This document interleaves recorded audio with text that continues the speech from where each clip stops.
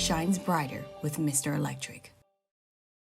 Gulf Coast Bank and Trust is giving our customers the power to bank anywhere, anytime during this challenging event. And we're right there with you. Our mobile banking app is a smart way to manage your money and time.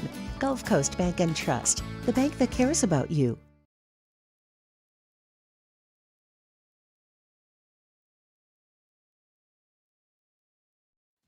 Is SportsCenter. I'm Doug Brown. Kansas City police are detaining 3 people, 2 of them juveniles, in connection with Wednesday's shooting at the Chiefs Championship Parade. They will have to be charged within 24 hours or they'll have to be released. Kansas City Police Chief Stacey Graves giving details today on the 22 people injured. The 22 victims' age range between 8 years old and 47 years old. At least half of our victims are under the age of 16. Stacey Graves, 8 of those 22 people are in critical condition, 7 in serious condition. 1 woman was killed in the shooting. 18-year-old Blackhawks star Connor Bedard will be back in the lineup tonight against the Penguins in Chicago. Bedard had his jaw broken 6 weeks ago, and he's still the leader in rookie scoring this season with 33 points in 39 games. NASCAR holds the 2 qualifying races for Sunday's Daytona 500 tonight at the Speedway. 7-time Cup Series champ and NASCAR Hall of Famer Jimmy Johnson will try to qualify. Hey, it's your resident Super Bowl champ, Chris Candy. Coming up Friday, Jerry Jones said he's going all in 2024. I'll tell you what he needs to do in order for me to believe it. It's Unsportsmanlike, 6 a.m. Eastern, right here on ESPN Radio, ESPN2, and ESPNU. Matt Moscona. I'm very important. After further review. Say it one more time. After further review with Matt Moscona. And here we go. Live from the Mercedes-Benz of Baton Rouge Studios. Let's ride.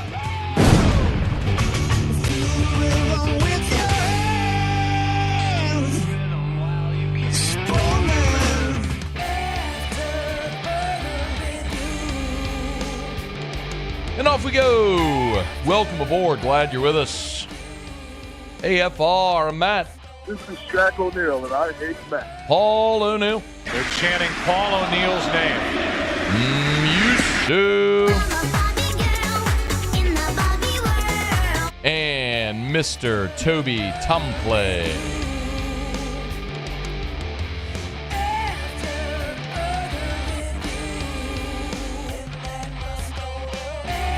All right, we're here. Glad you are as well. Get out there and make it a good one. Ton to do. Saints have added 3 assistants. We have Vegas projected win totals for college football. We are a day away from the start of LSU baseball, so we have got a ton to do. Let us begin as we do every single day.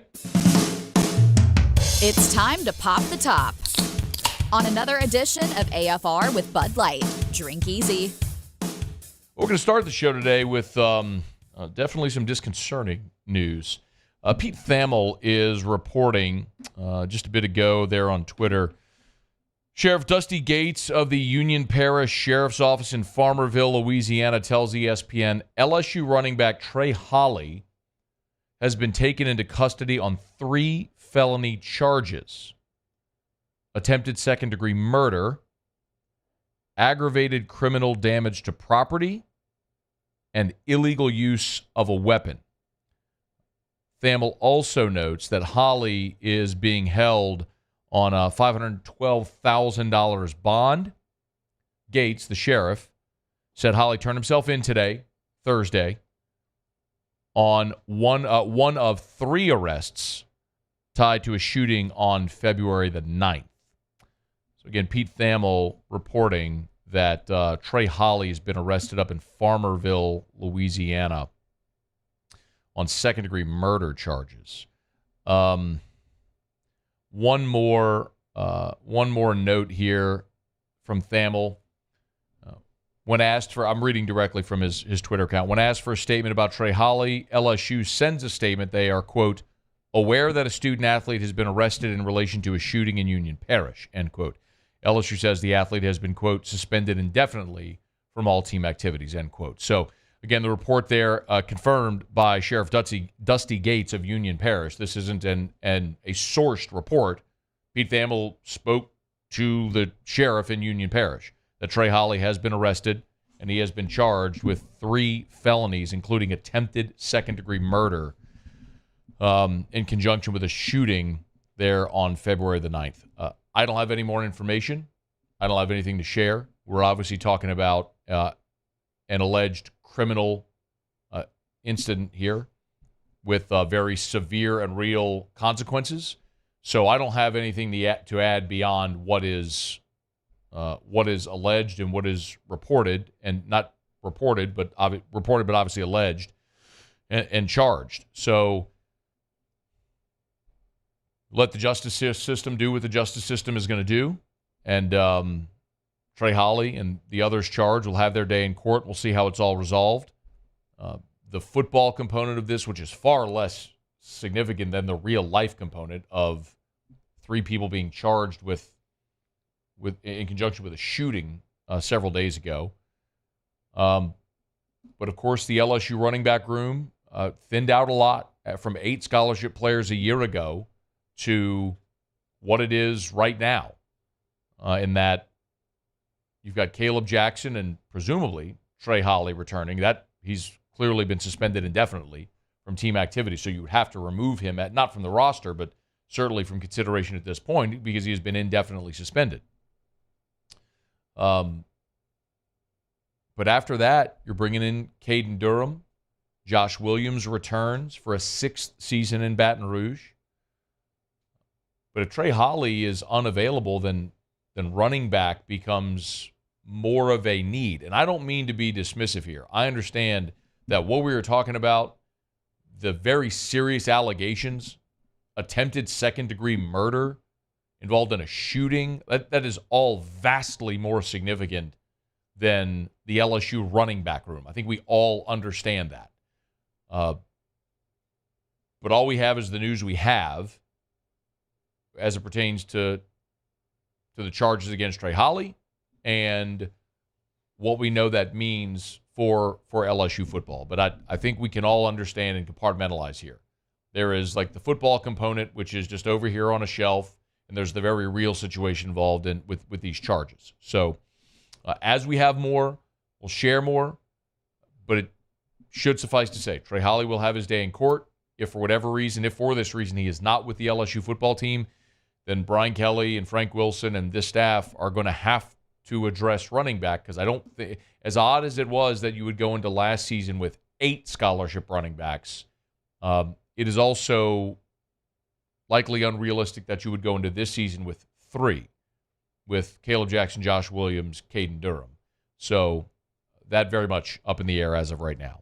Okay, so the news again, if you're just joining us, this is just within the last hour breaking from Pete Thamel over at ESPN. Trey Holly, LSU's rising sophomore running back, has been charged with 3 felonies, including attempted second-degree murder in conjunction with a shooting in Farmerville on February the 9th. When we have more, we'll pass it along. Okay. Not really an easy way to transition from that into things that actually matter, from things that actually matter like that into something which seems very trivial by comparison in sports, but I'll just move on. Tomorrow is opening day for LSU baseball. Jay Johnson will have his squad out there, the defending national champions against VMI at 2 o'clock first pitch. Just as a reminder, for us here in Baton Rouge, our ESPN Baton Rouge lineup shakes up a little bit because of first pitch at 2 o'clock. Hunt Palmer will be live from noon to 2, right up to first pitch, out at the box, meaning we will start tomorrow at 2 o'clock. So we'll do a 4-hour show tomorrow from 2 to 6. So basically, if you're interested in the game, go watch or listen to the game. If you're interested in anything other than LSU baseball, we'll see you tomorrow here, starting at 2 o'clock tomorrow. But Jay Johnson did set his rotation yesterday when he met with reporters. Here's what he said. Hurd will throw Friday, Holman will throw Saturday, and then we'll play it by ear from there. 4 games. There's too much to get through in the first 2 games. So LSU, as we know, it is a 4-game weekend. They'll play VMI, Central Arkansas, VMI again on Sunday, Central Arkansas on Monday. So we'll figure out what the rotation will be after that. The assumption is that Gage Jump, the UCLA transfer, will be LSU's number 3 guy, but he hasn't pitched recently in scrimmages, and Jay Johnson was asked why we hadn't seen him recently. Here's what he said. We get players ready for the season in different ways sometimes. That's what we're doing, and coming off the history, we're always going to take care of the players, and that's what we're doing right now. He'll be just fine. That's good to hear. For those that don't know, Gage Jump missed last season at UCLA, at Tommy John. So it's been 18 months since his surgery. So he is, as Jay Johnson said, he'll be fine. All assumptions are that he will be ready. But you're going to ramp him up as you see fit and see necessary. And this is something they dealt with a year ago with Javen Coleman, getting him back off of Tommy John. It's something they'll have to do next year with Chase Shores, or later this year, depending on if he's ready or not. But the question is, do you trust the coaching staff to handle the pitchers and do so appropriately? And they will. And so we'll see how the weekend, the first 2 games, plays out. The other thing that a lot of people have asked, and we've talked about it a bit, but you can hear from the horse's mouth here. Jay was asked why they're playing the first 2 weeks during the day, and we've talked about it, but here is confirmation from Jay Johnson.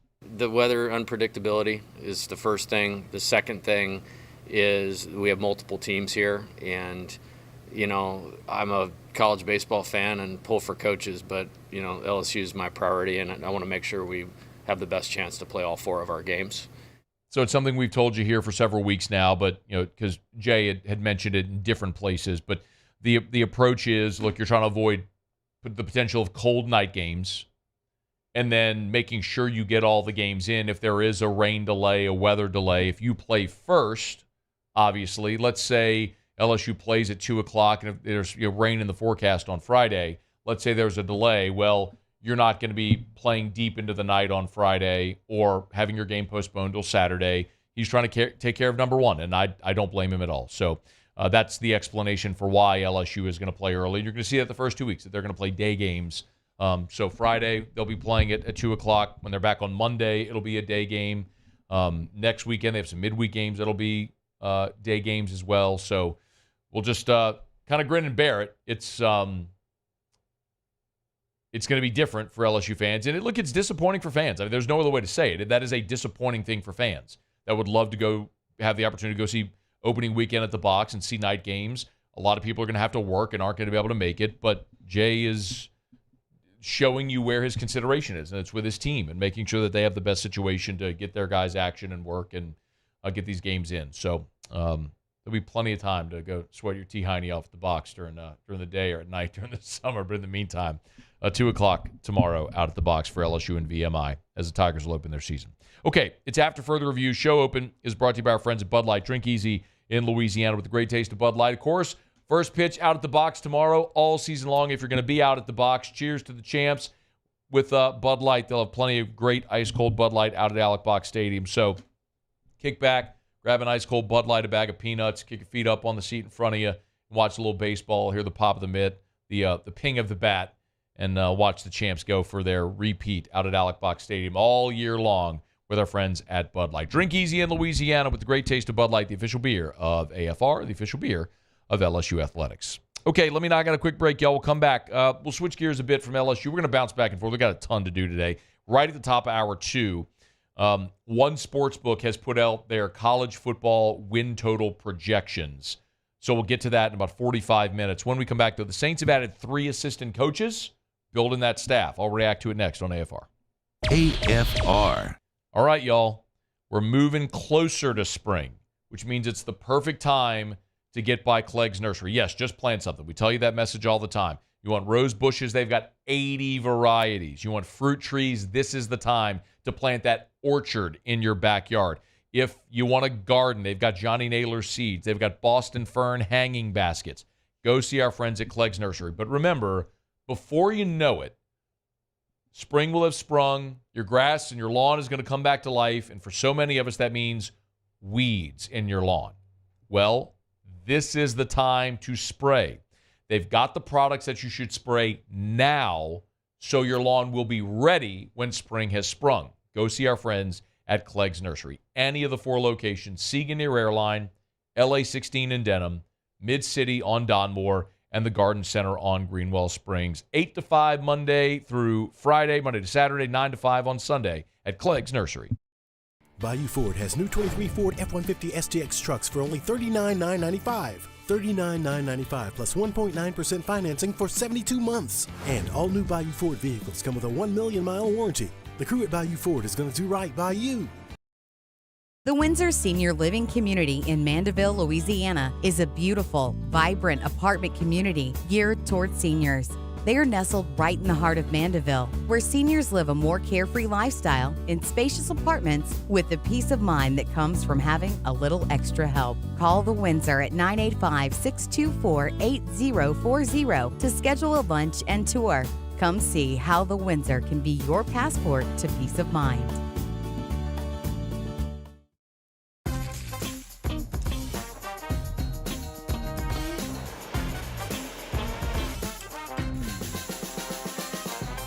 The best kept secret in town is out. Discover Tallulah at the Renaissance Hotel on Bluebonnet. I've been doing business with Luba for 25 years. They're dependable, trustworthy. It's just the attention to detail with our clients. Our folks have years and years of experience. They're highly trained professionals, but many companies have that asset. What I'd like to think makes Luba a bit different is that we use those talents in a way that truly is dedicated to serving the needs of the folks who depend on us.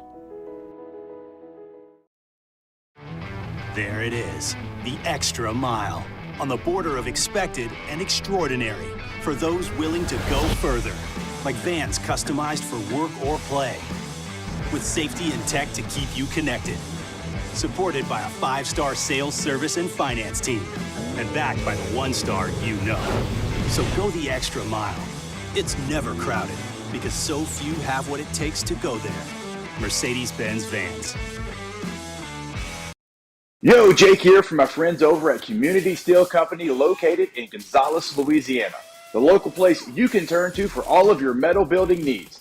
Notice I said local, not Houston, not Dallas, not Atlanta, but right here in Gonzales. Visit them at their brand new state-of-the-art website at communitysteelco.com or pick up the phone and give them a call today to answer all of your questions on your metal buildings, roofing and sheet metal, and any other steel needs you or your business need at 225-647-2020.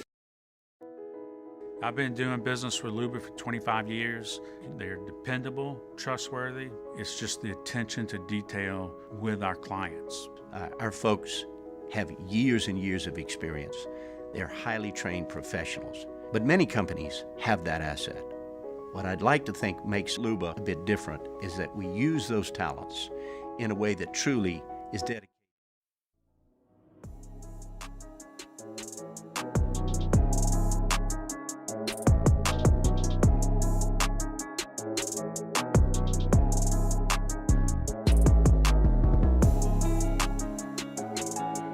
After further review with Matt Moscona.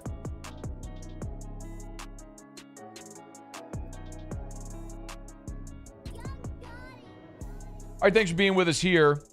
This Thursday edition of AFR. Hey, just a quick reminder, tomorrow, opening day at the box, both T-Bob and Hester for Off the Bench will be out at Alec Box tomorrow morning for their show 7 to 10, and then Hunt Palmer noon to 2. I know our affiliates in New Orleans and Alec will have Off the Bench. Our Lafayette Lake Charles affiliates don't get T-Bob and Hester in the morning. And then Hunt's Baton Rouge only show. But again, it's opening day at the box, so we'll have our morning and midday shows out at Alec Box Stadium at Tiger One Village. As I understand, it's going to be right next to Champion Plaza on the side nearest the ticket office. So if you're going to be out there, go give our guys a shout. We're looking forward to a great day of baseball coverage tomorrow with the defending champs hitting the field for the first time. So the Super Bowl has ended, and a lot of the offseason coaching carousel has kicked into high gear now. A lot of staffs had already been finalized, but for the Saints, considering they were waiting on Clint Kubiak and the 49ers to finish playing, only then could a lot of this become finalized. Well, the Saints did finally finalize and officially announce the Clint Kubiak hire with the post on Wednesday evening. So the Clint Kubiak hire officially official now from the New Orleans Saints. And with that, we're getting much more news as the Saints are replacing a lot of this coaching staff. So there were 3 hire/interviews that are relevant today. So I'll tell you what each of them are, and then we'll go through them individually. So the Saints, according to Matt Zenitz, are expected to hire former Chargers running back coach Derek Foster. So that's the first, running backs coach Derek Foster. Nick Underhill reports that the Saints are targeting Ravens assistant Keith Williams for the wide receiver coach to replace Cody Burns, who we know was fired this offseason as well. And then Matthew Paris from NOLA.com is reporting that Rick Dennison has been added to the Saints coaching staff as well in a to-be-determined role, but he's got a background in offensive line, running game coordinator, all that stuff. So when I connect these dots, it'll make more sense. So let me go through each of these individually if I could. I'm going to start with Derek Foster. So Derek Foster has spent the last 3 years with the LA Chargers, and during that time worked with Austin Eckler. And Eckler, this is hard to believe. I don't know that many people would have assumed this, but Austin Eckler, over the last 3 years, has led the NFL in touchdowns. Got 44 touchdowns over the last 3 years, which leads the NFL. And his position coach there was Derek Foster, who's 38 years old. Again, another young coach, 38 years old. And before going to the Chargers, worked in college. Coached at Iowa from 2018 to 2020. Worked at Samford, Northwestern State, and Tennessee. So he's bounced around a good bit, got college and pro experience, but the most noteworthy thing here is working with Austin Eckler the last 3 seasons. I think this one is so important because what we're seeing primarily here with the Saints, and when we spoke to Brian Peacock, who covers the 49ers, we talked specifically about what changes that we might expect to see. His first thing was about the running game. And so my first thought as I go to it is Alvin Kamara and maximizing Alvin Kamara again. And the best comp when I think about it is not Austin Eckler. And I know that's who Derek Foster worked with, but the best comp for Kamara is Christian McCaffrey. Follow me here, okay? McCaffrey and Kamara were both taken in the same draft. They were both taken in the 2017 draft. And McCaffrey had a good start to his career. He was an all-pro in year 3 in 2019 when he ran for 1,300 yards and he had over 1,000 receiving yards. He was an all-pro. But after that all-pro season in 2019, the injury bug bit, and he just wasn't consistent in Carolina. Played in just 3 games in 2020, played in just 7 games in 2021, and then 6 games into 2022, he was traded to the Niners. Now, combined in 22 with Carolina and then the Niners, he went over 1,000 yards rushing. So he found a little bit of his groove again. And then this year, at age 27, Christian McCaffrey led the NFL with 1,459 rushing yards. So after having 2 injury-plagued seasons and then being traded in 2022, McCaffrey leads the NFL in rushing. He found his resurgence there in San Francisco. So the hope is, look at Kamara. When you look at Alvin Kamara, he was, of course, the NFL's Offensive Rookie of the Year back in 2017 when he came to New Orleans. And he was a mighty productive player in tandem with Mark Ingram those first few seasons. And then, he's never rushed for 1,000 yards, but it was always the combo of rushing and receiving. Each of his first 3 seasons, he caught exactly 81 passes. And then in his 4th season, he caught 83 passes. The last 3 years, however, we have seen Alvin Kamara's production drop. He went from 932 rushing yards to 898 to 897 to 694 this year. His receptions went from 83 to 47 to 57, bounced back up this year to 75. So they did make a very concerted effort to get Kamara the ball in the passing game. But he only had 1 receiving touchdown. Keep in mind that Kamara, had over the last 3 years, his rushing total dropped, and he's not exceeded 500 receiving yards since 2020. He also hasn't played in a full season since 2017, his rookie year. So when I think about McCaffrey, having had those back-to-back injury-plagued seasons and being traded in the middle of 22, Kamara has missed 14 games between 2018 and 2023. He's missed almost a full season. Played in a full season as a rookie, but since then he's missed 14 games, which is almost a full season due to injury and then obviously the suspension as well. So you can draw a very clear parallel of what the hope is with this offense and bringing in Kubiak and then a running backs coach like Derek Foster, who's another young assistant. Remember what they're doing here.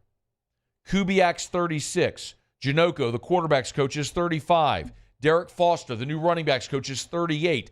They are getting intentionally younger on their coaching staff. And maybe that helps you find the same resurgence for Kamara that the 49ers found with Christian McCaffrey. So Derek Foster, one of the new hires. As Nick Underhill reported, Keith Williams is being targeted as the receivers coach. The most important part here, that Keith Williams, has coached in the NFL, but he also coached in college at Nebraska, Tulane. Most recently he's with the Ravens, right? Receivers coach. But he coached in college at Nebraska, Tulane, and Fresno State. You connecting the dots? Fresno State, where he worked with Derek Carr and Devontae Adams. This is another example of the Saints trying to maximize Derek Carr. And I'm for it. I continue, again, to be abundantly clear, I don't think Derek Carr is ever going to be a great quarterback. He's a decade into his career. We know what he is. But if the Saints are committing to Derek Carr, and clearly they have committed to Derek Carr, then do what you can to maximize him. Last year in free agency, the Saints signed Foster Moreau, a Derek Carr teammate with the Raiders. Brian Edwards, a Derek Carr teammate with the Raiders. Jonathan Abram, a Derek Carr teammate with the Raiders. Over and again, they kept bringing in free agents from the Raiders who knew Carr. It was all about making him more familiar.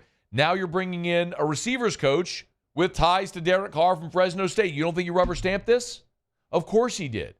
If you're committing to Derek Carr, then do what you can to maximize him. Because the last thing in the world you want to do is go belly up again and then say, yeah, well, it didn't work, but it's not Carr's fault. Get him a better offensive coordinator. Get him a better quarterbacks coach. Get him people who know him. Get him people, there are no excuses.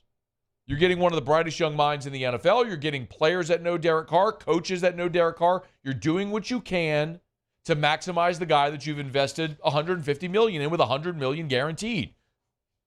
The Saints have said Derek Carr is our franchise. Okay, if Derek Carr is your franchise, then do what you have to do to maximize him. So, Derek Foster, running backs coach. They're interviewing Keith Williams for the receiver coach job, which looks like that's going to happen.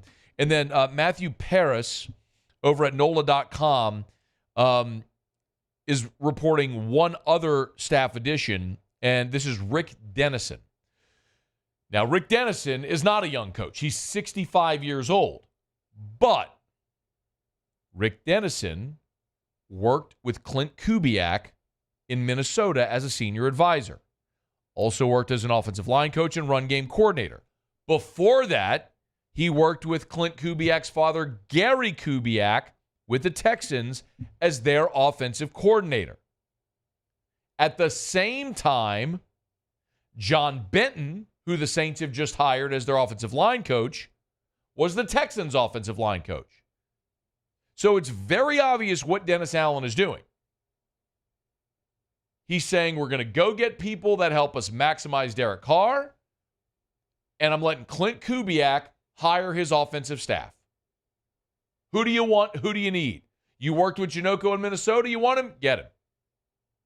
You think Williams, having worked with Derek Carr in college, works? Get him. Oh, John Benton, that's a guy who worked with your dad and lifelong NFL offensive line coach.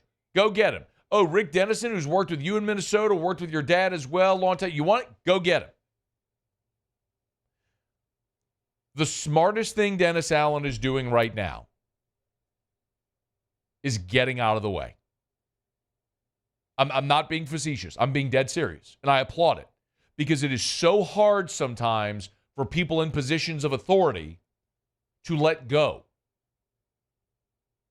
And the reality is, if you are a good leader, you understand what your weaknesses are, and you hire people who have those as strengths, and then you empower them to do their job. You put them in the position, and you get the hell out of the way. Say, I brought you here to do this, go do it. Dennis Allen is a defensive-minded head coach. He had to go get people that could maximize his quarterback, modernize the offense, and make this offense a top 10 NFL offense again to complement the defense. Okay. You went and got Kubiak. You plucked a branch off the Shanahan-McVay tree. Love it. And now you've said, okay, Clint, what do you need? Here's your whiteboard. Go draw it up, and we'll make it happen. And that's what he's doing. And I applaud it because it's not an easy thing to do. But I think it's self-aware for Dennis Allen to recognize his shortcomings. He's a defensive-minded coach. He doesn't need to be going hire an offensive assistant. You hired an offensive coordinator. Let your offensive coordinator build his staff. That's what Dennis Allen's doing here. I don't know Rick Dennison. I couldn't tell you a single thing about Rick Dennison other than what I read in his bio. I have no knowledge whatsoever of Rick Dennison. But if Clint Kubiak says, I want that guy because he's going to make us better, the only answer Dennis Allen should have is, or the only question Dennis Allen should have is, okay, should we make the check out to Dennis? Is that his first name? Is it, let's see, Rick Dennison. Dennison, is that one N or two? Like, that should be the only question. Give them what they need to succeed so there are no excuses. So next year, hopefully the Saints are back in the playoffs, ending this 3-year drought. And if they're not, there are no excuses. None whatsoever. You've overhauled the offensive staff. You hired Clint Kubiak. You've given him every assistant he wants. You've brought in people that Derek Carr knows and are comfortable there. You're bringing in run game specialists that have maximized productivity. Yes, you have everything you need. Now go into free agency in the draft, find ways to improve your roster, and if you're not in the playoffs in a crappy division again, it's over. And it's time to hit the reset button. But I like what they're doing. It's obvious to see what they're doing. The approach makes a lot of sense. Now let's see if it works. All right, Saints add 3 assistants. If there's more, we'll talk about it. All right, it's After Further Review. We're brought to you by Pure Restoration. Scone, what's the mold thing you always talk about? Well, it's Pure Restoration. Mold Zero is now Pure Restoration. Pure-restoration.com. Pure-restoration.com. Kill mold, remove odor. Maybe you got an odor problem. Maybe it's pet odor. Maybe it's cigarette odor. Maybe it's odor from like a gym, all the sweat, nastiness from a yoga studio, a mixed martial arts facility. Maybe it's a locker room. Maybe it's a school, like a wrestling room. Maybe you're an athletic director at a high school and your wrestling room, your football locker room all just reeks. God, I can still, when I close my eyes, I can still smell our high school locker room. You come off the field, you put the shoulder pads, the helmets, everything in the locker room, just sit there until the next day, and it was all season long. I can still smell it right now. Pure Restoration can knock that out. Patented non-toxic dry fog. Let them come in and help you out. Pure-restoration.com. That's pure-restoration.com. Okay, y'all, thanks for being with us here. Top of the hour, about 30 minutes from right now, One Sportsbook has put out college football projected win-loss numbers, the projected win totals for 2024.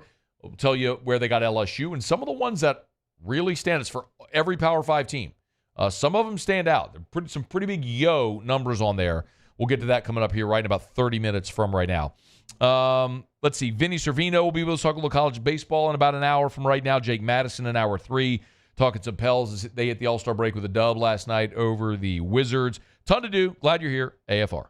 AFR. Thursday, great night to get by Pluckers. Every night, let's be honest, is a great night to get by Pluckers. But Thursday is all-you-can-eat boneless buffalo bites. So it's easy. You pay one low price, and you can eat as many boneless buffalo bites as you want all night long. So this is white meat, breaded, fried, tossed in your favorite wing sauce, and they'll bring as many of them as you want all night long until you say no mas. So you want to get on by tonight, watch some college basketball, you could do it at Pluckers, either location. Nicholson just south of campus, or Bluebonnet right in front of the Mall of Louisiana. Listen, you want to have an outing for the family? Pluckers. You and the boys getting together, go to a game watch? Pluckers. Wife's going shopping at the mall right there on Bluebonnet. You don't want to go, give her the credit card, just go to Pluckers. Sit at the bar by yourself, have some pops, eat some wings, make a night of it, make a day of it, whatever. It's Pluckers. Nicholson just south of campus, Bluebonnet right in front of the Mall of Louisiana. Baseball at the Box on Friday. You need to eat before or after the game. Get by Pluckers if you don't like our wings. We'll give you the bird. Join MMR and ignite your career today. MMR is the largest electrical and instrumentation contractor in the nation, and they're seeking talented individuals to join their team. For over 3 decades, they've been headquartered right here in Baton Rouge, and they have offices all around the globe. And MMR offers a tailored path for both professional and personal development, outstanding benefits, and a dynamic culture. So whether you're an intern, a seasoned pro, or you're just starting out, see what MMR can offer you. Apply at mmrgrp.com. The importance of doing this Fortified program and offering it to people down here is, number one, the only real chance you're going to get to do this is when you put on a new roof or build new. And through companies like HUDCO, who's kind of leading the way in this thing, it's going to offer the customers a huge advantage in the insurance market and the price of their insurance. You know, we're not looking to make a fortune off fortifying. We're trying to give you a better product than our competitor at the moment. I'm trying to do something that he can. I'm trying to give you something better. So a lot of these insurance shops, you're getting a re-roof, you're only paying your deductible. Let's sit down and talk about the Fortified and let's see what it does to your insurance premium. You're getting a steal. Yeah. You're getting a brand new roof and a Fortified certificate for your deductible, essentially. I think we're rocking and rolling.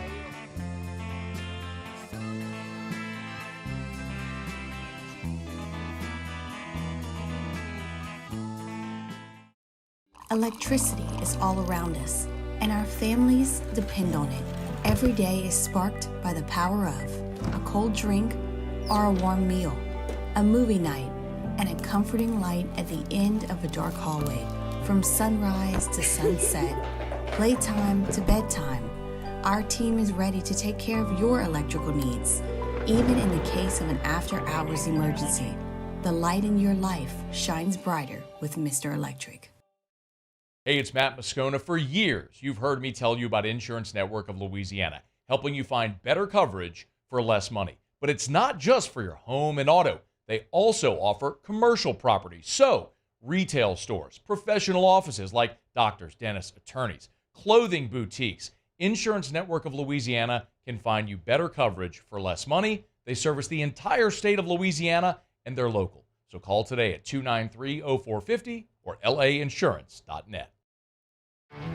There it is, the extra mile, on the border of expected and extraordinary, for those willing to go further, like vans customized for work or play, with safety and tech to keep you connected, supported by a 5-star sales, service, and finance team, and backed by the 1-star you know. So go the extra mile. It's never crowded, because so few have what it takes to go there.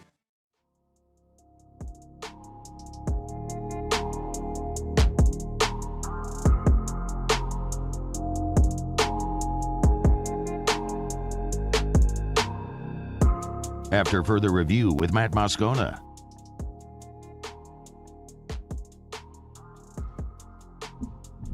We'll go around the SEC in just a quick second. We will get to see Luke Holman this weekend. Tomorrow is opening day out at Alec Box Stadium. We'll be Thatcher Hurd on the bump. We got to see plenty of Hurd a year ago, and he was one of the big name transfers that everyone was really excited to see a season ago. And, you know, it was before the season when Jay Johnson met with reporters, and we played this soundbite so much during the season and during the stretch run, where, and you might remember we played it so often, he said, look, for us to achieve, I'm paraphrasing what Jay Johnson said, but he said, for us to achieve the goals that we want, meaning winning a championship, Thatcher Hurd's going to have to play a significant role and pitch key innings for us. And it played out that way. It took a while to get there, but it did play out that way when they got to the postseason. This year, there's two names. It's Luke Holman and Gage Jump, who will probably see both end up in the rotation. But Holman is the Alabama transfer. And the odd thing about it, I know we've told this story before and everybody kind of knows it, but Holman's the guy that was Alabama's Friday guy who was scratched last year for the Alabama LSU series at the box that caused Brad Bohannon to tell his friend about it and went and placed that bet and got Brad Bohannon fired and, basically banned from college baseball for life. But now Luke Holman is an LSU Tiger, and Jay Johnson spoke on Holman when he met with reporters on Thursday. As we were preparing to play them last year, we prepare a lot, and watching, the previous few outings and looking at, what he does in terms of flood the strike zone with multiple pitches. He's a great athlete. He fields his position. He's quick to the plate. He's got a low heartbeat and can strike people out, can get weak contact. It's just such a key part of what we're doing. And he's pitched well the last couple weeks, and he's been what I thought he would be. Kind of sad we're only going to have him for 1 year, because he's a good pitcher and a great person. Luke Holman's a 6'4", righty, and he'll be the guy behind Thatcher Hurd as the number 2 in this rotation. It could always change as the season evolves, and I think we understand that. But, it just feels so different this year going into the season where it just feels like you're so much more established. Like, what your rotation is going to be. We took a best guess, and my goodness, if you didn't have the injury to Chase Shores last year, who knows? Big 6'7" dude throwing 100. But it did happen, and injuries do happen. But even still, that was such a process last year to get to the point where you were established with what you felt like were the guys you could count on. Skeens at the front of the rotation was the thing you knew, and everything after that kind of felt like an evolution, and they got there. But it just so much more. It feels so much more settled now going into opening weekend with what you feel like are 3 veteran starting pitchers, any of whom could take the ball for you on a Friday night. Here's what Luke Holman said about what he worked on this offseason. I'd say posture, lower body. You can always work on mechanics and stuff like that. I feel like I've had good mechanics, but there's always something you can always work on. And, command, I think everyone wishes they had perfect command. So I'm just every day, working on catch play and all that, bullpen, just command of my off speed and fastballs. 3.67 ERA a year ago in a season at Alabama, 87 strikeouts in 81 innings pitched, so more than a strikeout per innings pitch. He can make you swing and miss. He can get the punch outs. It's not. I think we all know this, but I feel like I have to say it out loud. Nothing is ever going to look like it did with Paul Skeens again. We were so spoiled rotten getting to look at that, and that's even having seen dominant first-round aces like Alex Lang and like Aaron Nola and great pitchers that have come through this program. It's just never going to look like it did last year with Paul Skeens. We're so fortunate to have seen it. It's going to look different this year, but it doesn't mean it can't be effective. So we'll see Luke Holman on Saturday take the ball for LSU with his first start as a Tiger. Okay, it's After Further Review brought to you by Relief Windows. We'll go around the SEC in just a quick second. Remember, energy-efficient replacement windows, beautiful entry doors, hardy plank and vinyl siding. They do it all. Go see pictures of their gorgeous work. They have so many before and after pictures if you go to their Facebook or their Instagram, any of their social media. And the transformation is remarkable. I need to go look for pictures of our home, what it looked like before it's been 7 years now, when we had Brandon and the gang come in from Relief Windows and install their energy-efficient replacement windows. But the best decision we made, and it was Brandon's suggestion, and when he came and did a site visit, he said, look, we had windows that had the panes on it, the cross panes, and he said, why don't you put picture windows? Because our back looks out to our pool, and there's some water behind our house as well. And it opens up the entirety of the thing, just beautified the whole thing. They have such great ideas. You want to beautify the exterior of your home, increase your home's resale value, lower your energy bills, save money, have a great experience while doing it. They're the best. It's Relief Windows. Windows, door siding. Oh, yeah, we do indoor shutters as well. It's Relief Windows and reliefwindows.com. Okay, we do it every day about this time. Let's go around the SEC. Around the SEC, bringing you the biggest news from the nation's best conference, the South Carolina Gamecocks. Well, it's a homecoming of sorts for Sean Elliott. You should remember the name. Georgia State actually visited LSU this year, but Sean Elliott is leaving Georgia State, where he's been the head coach for the last 7 seasons, to return to South Carolina. He said, quote, This was not a professional move, but a personal move. We've made it work for 7 years with my family still living in Columbia, and I even thought about not coaching this year. Elliott coached on South Carolina's staff from 2010 to 2016. He was there under both Will Muschamp and Steve Spurrier. Became the head coach at Georgia State while his family stayed there in Columbia, but now he's heading back to Columbia to be their tight ends coach and run game coordinator. Elliott's the fourth head coach this offseason to leave for a non-head coaching job at a Power 5 school. The Alabama Crimson Tide. Kalen DeBoer has retained and promoted assistants Freddie Roach and Robert Gillespie from Nick Saban's staff. So Roach will be the defensive line coach and associate head coach. Gillespie will remain the running backs coach, but added the title of assistant head coach. Two of DeBoer's former Washington assistants, as you probably now know, coordinator Ryan Grubb and offensive line coach Scott Huff, have both left for jobs with the Seattle Seahawks. The Florida Gators. Florida co-offensive line coach Darnell Stapleton has accepted the offensive line job with the Washington Commanders. He was one of Napier's original additions to his staff a couple of seasons ago. He was an off-field offensive line assistant at ULL under Billy Napier and followed him to Florida. Florida now is left with yet another vacancy in its on-field coaching staff, which underwent significant changes this offseason, losing their secondary coach, defensive line coach, linebackers coach, co-defensive coordinator, and a special teams analyst. Okay, there was a couple of games on the hardwood Wednesday night in the SEC. Tennessee went on the road to Bud Walton Arena and absolutely thumped Arkansas, 92-63. The Vols were a winner. And then how about Auburn? This was a winner for the Otter. Auburn, ranked 13th at home at Auburn Arena, blew the doors off of 11th-ranked South Carolina, 101-61. Sit down and get in your place, Gamecocks. Auburn, big winner. All right, there you have it. That is around the SEC. It's after further review. We're glad to have you hanging out with us here. We'll knock out a quick break, come back, and wrap up hour number one. Stick around. AFR. AFR is brought to you by the Renaissance Hotel and the Watermark Hotel, two amazing hotel properties, the Watermark downtown, the Renaissance Southtown. We keep telling you about evenings at the Renaissance. And the next one, there's one coming up on February 23rd, so that's next Friday, a week from tomorrow. But mark your calendars. If you can't get in on that, they're bringing Noel Family Distillery back in, which is really cool. So it'll be an extraordinary evening of all flavors, exclusive spirit tasting with Noel Distillery. Tickets are free, but you got to reserve your spot now. This is not unlimited seating. They will fill up. So you can call the Renaissance Hotel.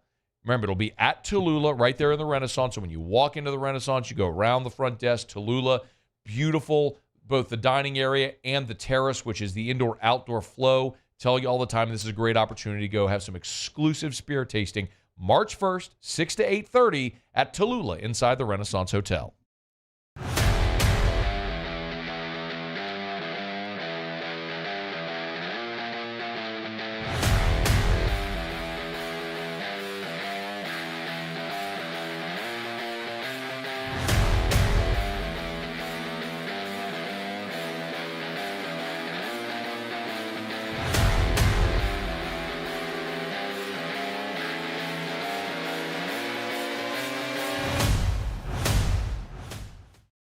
Yo, Jake here from my friends over at Community Steel Company located in Gonzales, Louisiana. The local place you can turn to for all of your metal building needs. Notice I said local, not Houston, not Dallas, not Atlanta, but right here in Gonzales. Visit them at their brand new state-of-the-art website at communitysteelco.com or pick up the phone and give them a call today to answer all of your questions on your metal buildings, roofing and sheet metal, and any other steel needs you or your business need at 225-647-2020. Value Chrysler Dodge Jeep Ram is taking $17,500 off new 23 1500 Bighorn trucks. We're open for business in our beautiful new showroom and taking $17,500 off new Ram 1500 trucks. All new Bayou vehicles come with a 1 million mile warranty. The crew at Bayou Automotive is going to do right by you. There's never been a better time to catch a John Deere deal from the crew of Sunshine. Ask us about our low monthly payment options on our tractor packages and let the good times roll.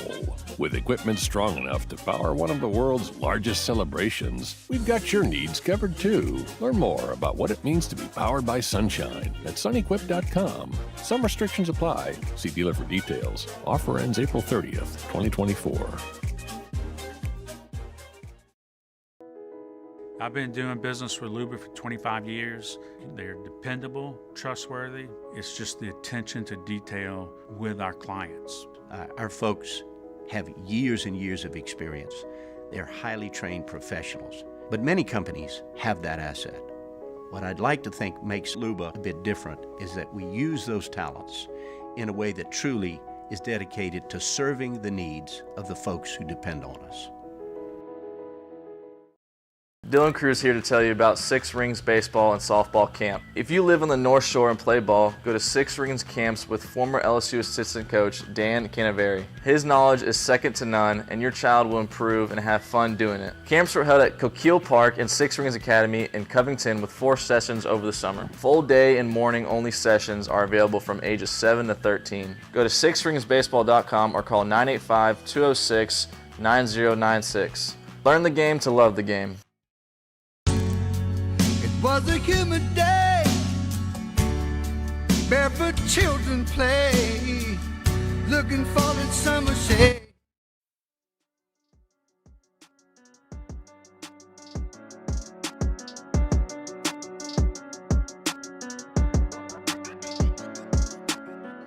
After further review with Matt Moscona.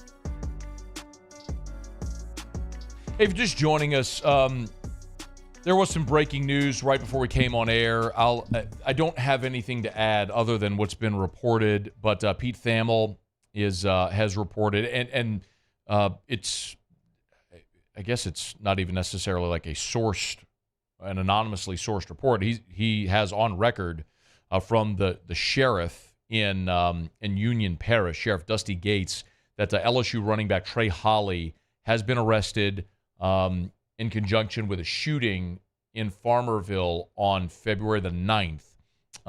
And Trey Holly is facing 3 felony charges, including attempted second-degree murder, along with aggravated criminal damage to property and illegal use of a weapon.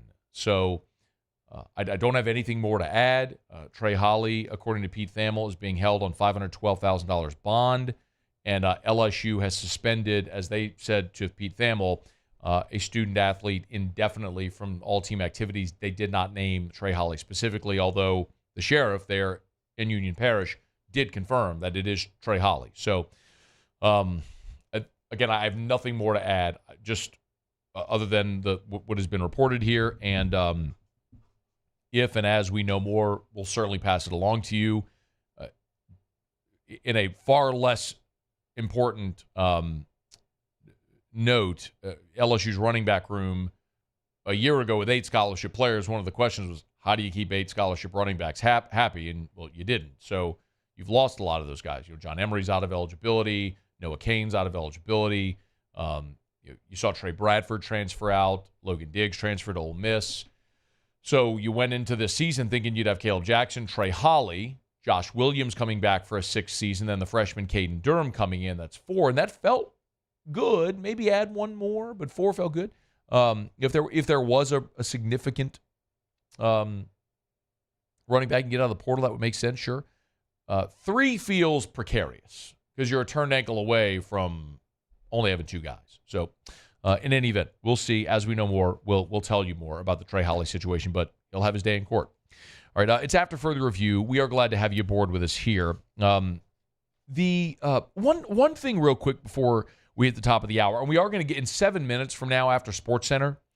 We're going to get to one sports book has put out their projected win totals for college football for 2024. So we're going to get to that coming up here in about 7 minutes from right now. I'll tell you where they have LSU pegged, and we'll compare some to 2023. The most interesting thing about it is some of the programs that have changed conferences and the dramatic change in projected win totals from before 2023 to prior to 2024 now as they change conferences. So anyway, we'll get to that coming up in about 7 minutes. The Falcons are an interesting team this offseason, as we're going to continue to watch, because they have a new head coach. They have a new offensive coordinator, obviously. Raheem Morris going in as the head coach, bringing in Zach Robinson with him from L.A. Robinson in his NFL career there in L.A., working with Matthew Stafford, Jared Goff, Baker Mayfield. But when Robinson met with reporters and was asked about the quarterback position, he said, quote, all options are on the table. And it's worth noting that they do return Taylor Heineke and Desmond Ridder, but they also have the 8th overall pick. So when all options are on the table, it will be really interesting to see what direction the Falcons go. Do they use the 8th overall pick for a quarterback? Do they trade for Justin Fields, or they proceed status quo? For what it's worth, scan mock drafts. Field Yates has the Falcons taking Dallas Turner. Mel Kiper has the Falcons taking Dallas Turner. CBS's Ryan Wilson has the Falcons taking Dallas Turner. NFL's Chad Reuter has the Falcons taking Terrion Arnold, a Bama cornerback. Sports Illustrated's Will McFadden has the Falcons taking Terrion Arnold, Alabama cornerback. I found one. I don't know where this is from, but Nick Baumgartner has the Falcons taking, that was from The Athletic, taking Jaden Daniels. I don't think Jaden Daniels is going to be there at 8. But the point being, it sure doesn't seem like Atlanta's going to be in position to draft a quarterback at 8. I guess theoretically they could move up, but maybe a trade or maybe the guys they have. We'll follow that this offseason as well. Okay, it's After Further Review, hour number 2, coming up right after SportsCenter. Don't you move. AFR.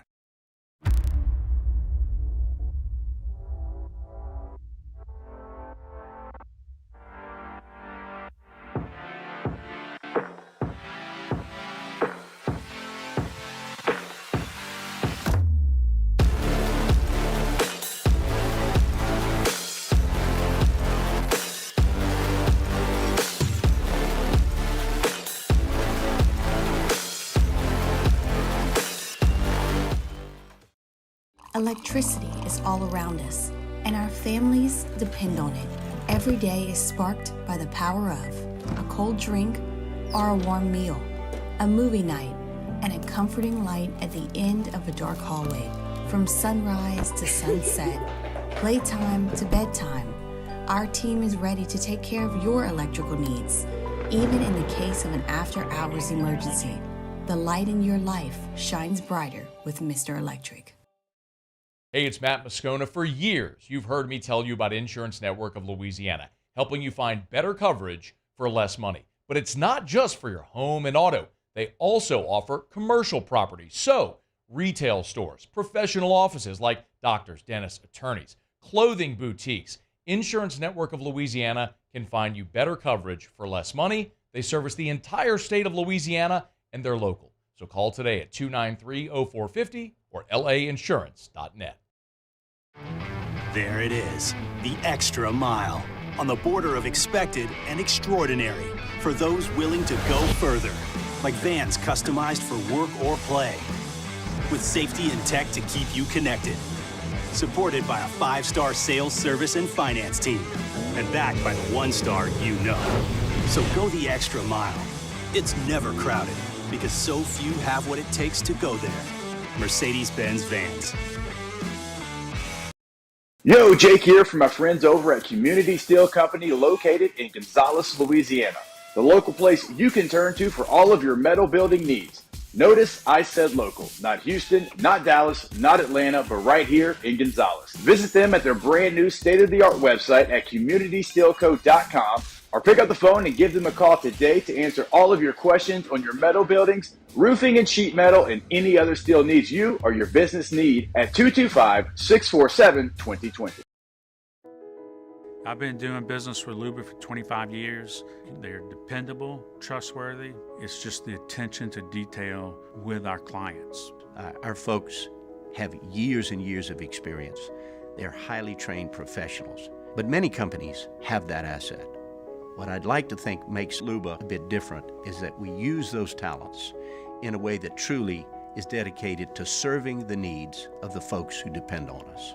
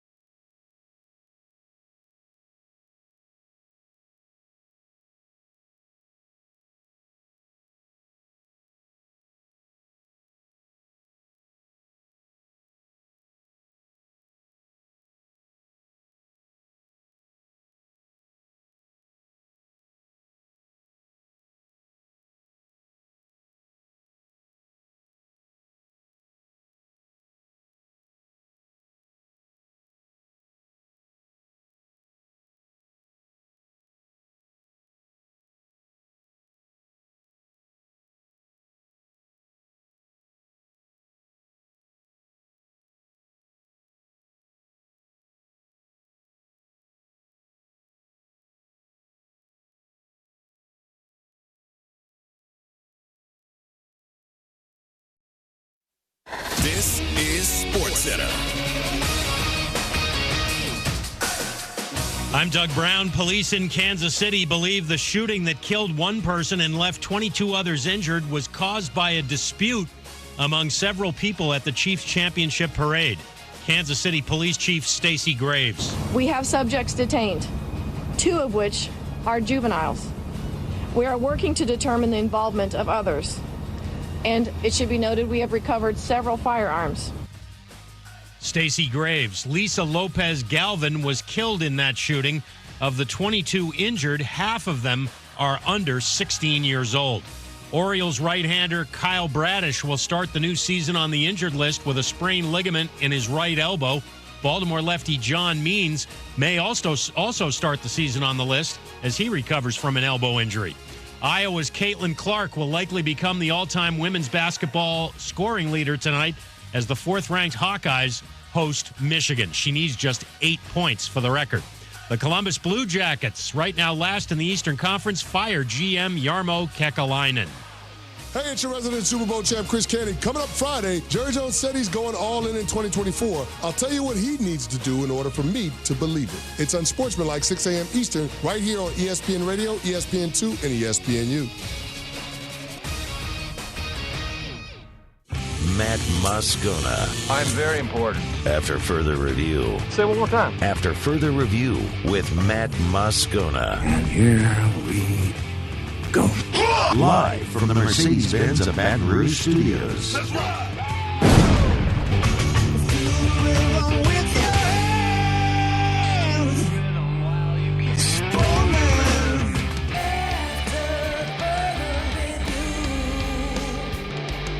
And off we go. Welcome aboard. Glad you're with us. AFR. I'm Matt. You're a loser, man! Shut up, kid! That was a little aggressive, sorry. Not sorry, kid. You shut up. Respect your elders, punk. Paul O'Neill. They're chanting Paul O'Neill's name. You, sir. And Mr. Toby Tom Plate.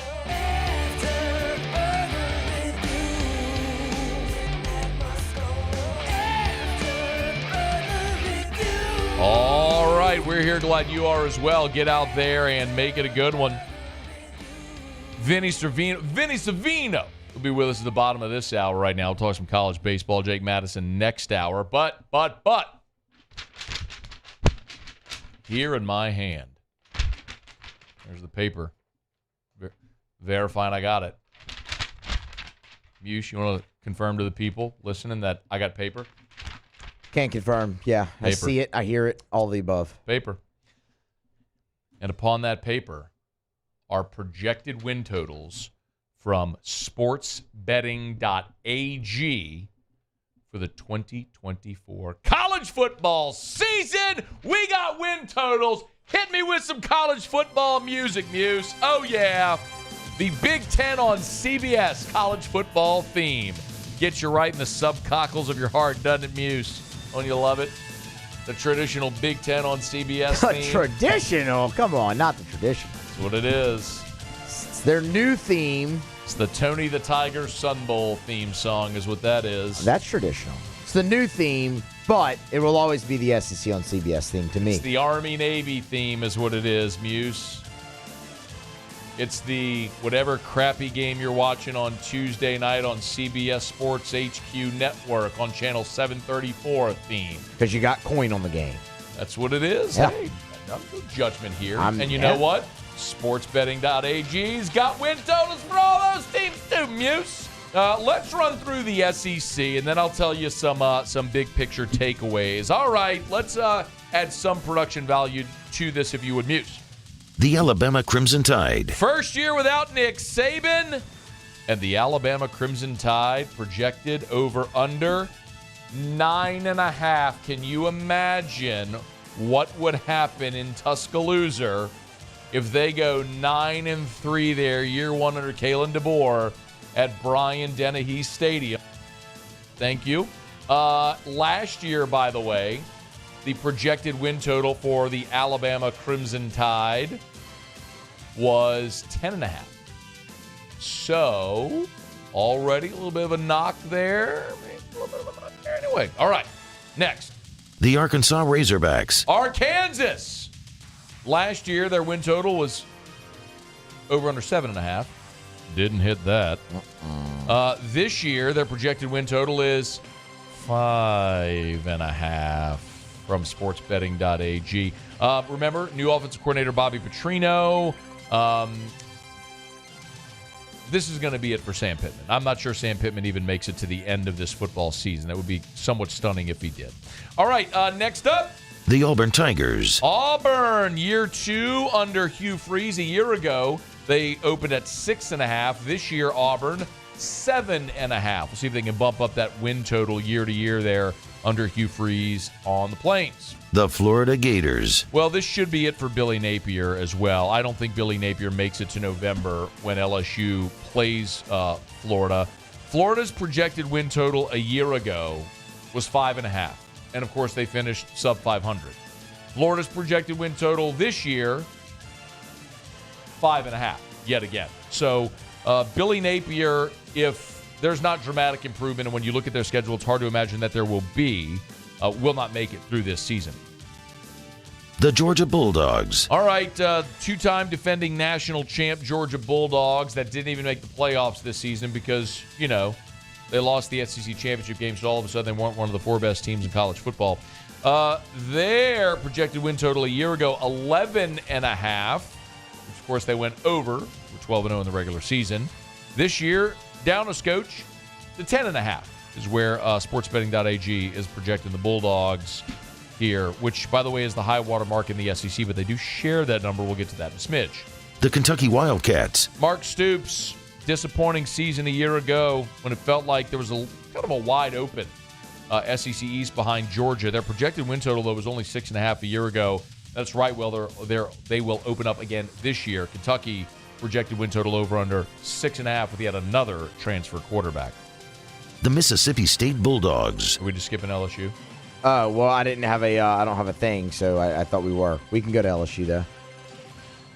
You want me to do it? Well, I'm not going to do it. All right. The LSU Tigers. Last year, Brian Kelly, year 2, over under 9.5. Precisely where Brian Kelly and the Tigers will open up this year. Projected win total 9.5. With a decided more difficult schedule, rehauling the defensive side, as we know, no Jaden Daniels, no Malik Neighbors, no Brian Thomas, so a lot of work to do. Can they build upon the 9-3 regular season from a year ago? We'll find out. The Mississippi State Bulldogs. Well, kind of went out of order a little bit because Mississippi is next, as they're known. Sorry, I'm looking at it with the O. My bad. Yeah. Now I have to go find where they are. All right, State last year, year 1 under Barry Odom. I'm sorry, year 1 under Zach Arnett, who got fired. Excuse me. Their projected win total was 4.5. Decidedly less under Jeff Levy. 4.5 is the projected win total for Mississippi State. The Missouri Tigers. Oh, you'll go to Ole Miss next. Okay, I got it. Okay. Sorry, yeah. You're just all out of whack. That's okay. Missouri, one of the big risers in college football a year ago with their 10-win regular season. Of course, they won the Cotton Bowl. A year ago, Missouri was projected 6.5, went well over that number, one of the best in college football. This year, it's been the total has been adjusted in kind. 9.5 is the projected win total now for Missouri. Can Eli Drinkwitz replicate the success of a year ago? One of the bigger questions, not only in the SEC, but in all of college football, because if they can, they would be a playoff team in a 12-team playoff. The Ole Miss Rebels. There we go. The Lane train. Last year, Lane and the Rebs.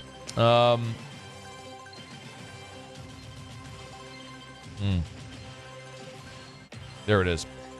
Last year, we're all out of order. Last year, they're 7.5. This year, after a 10-win regular season and 11-win season, the first in program history, Ole Miss is projected at 9.5. 9.5 is the projected win total for Ole Miss this year. Obviously, you got Jackson Dart back. No Quinshon Judkins, but one of the top 2 transfer portal classes in the country alongside Ohio State. This is a year where Ole Miss is all in, and Vegas is projecting there at 9.5. the Oklahoma Sooners. Oh, good job, Muse. Way to be on top of it. This, for me, was one of my biggest takeaways. Oh, look at Paulie. He had a graphic ready to go. I like it.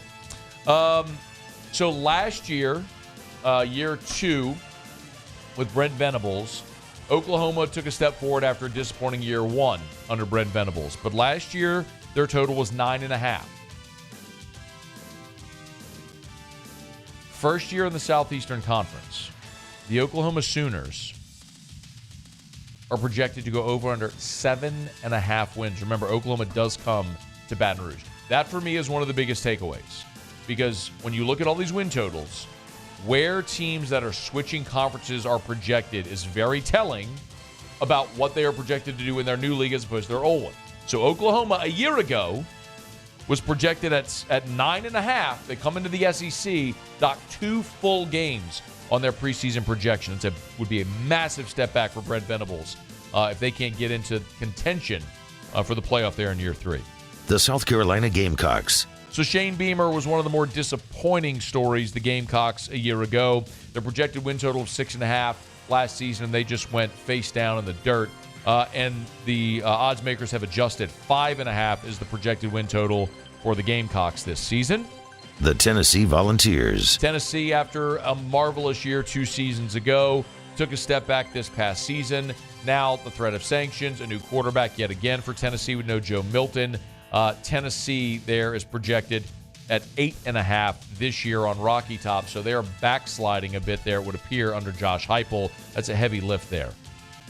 The Texas Longhorns. All right, this is the other one of great consequence because Texas is alongside Georgia at a projected win total of 10.5. So Texas and Georgia, according to sportsbetting.ag, are your preseason co-favorites to have the best record in the Southeastern Conference. Texas A&M! First year under Mike Elko. This is I found very interesting.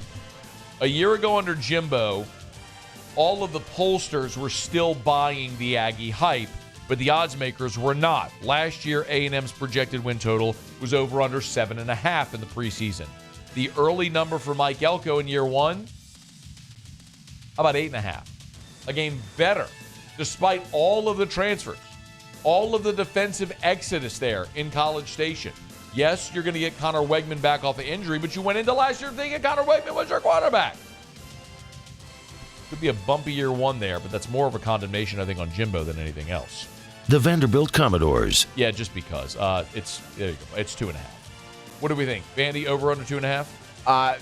Yeah, we'll give them over. They can win 3 non-conference games. Paulie, Vandy over under 2.5? I'm going under. Let's look at the Vanderbilt schedule. I don't know what it is. I also don't know what it is. All right, here we go. Vanderbilt's 2024 football schedule. Here we go. Oh, Virginia Tech in Nashville. That's rough. And by the way, Virginia Tech, remember, returns the most production of any team in college football this year.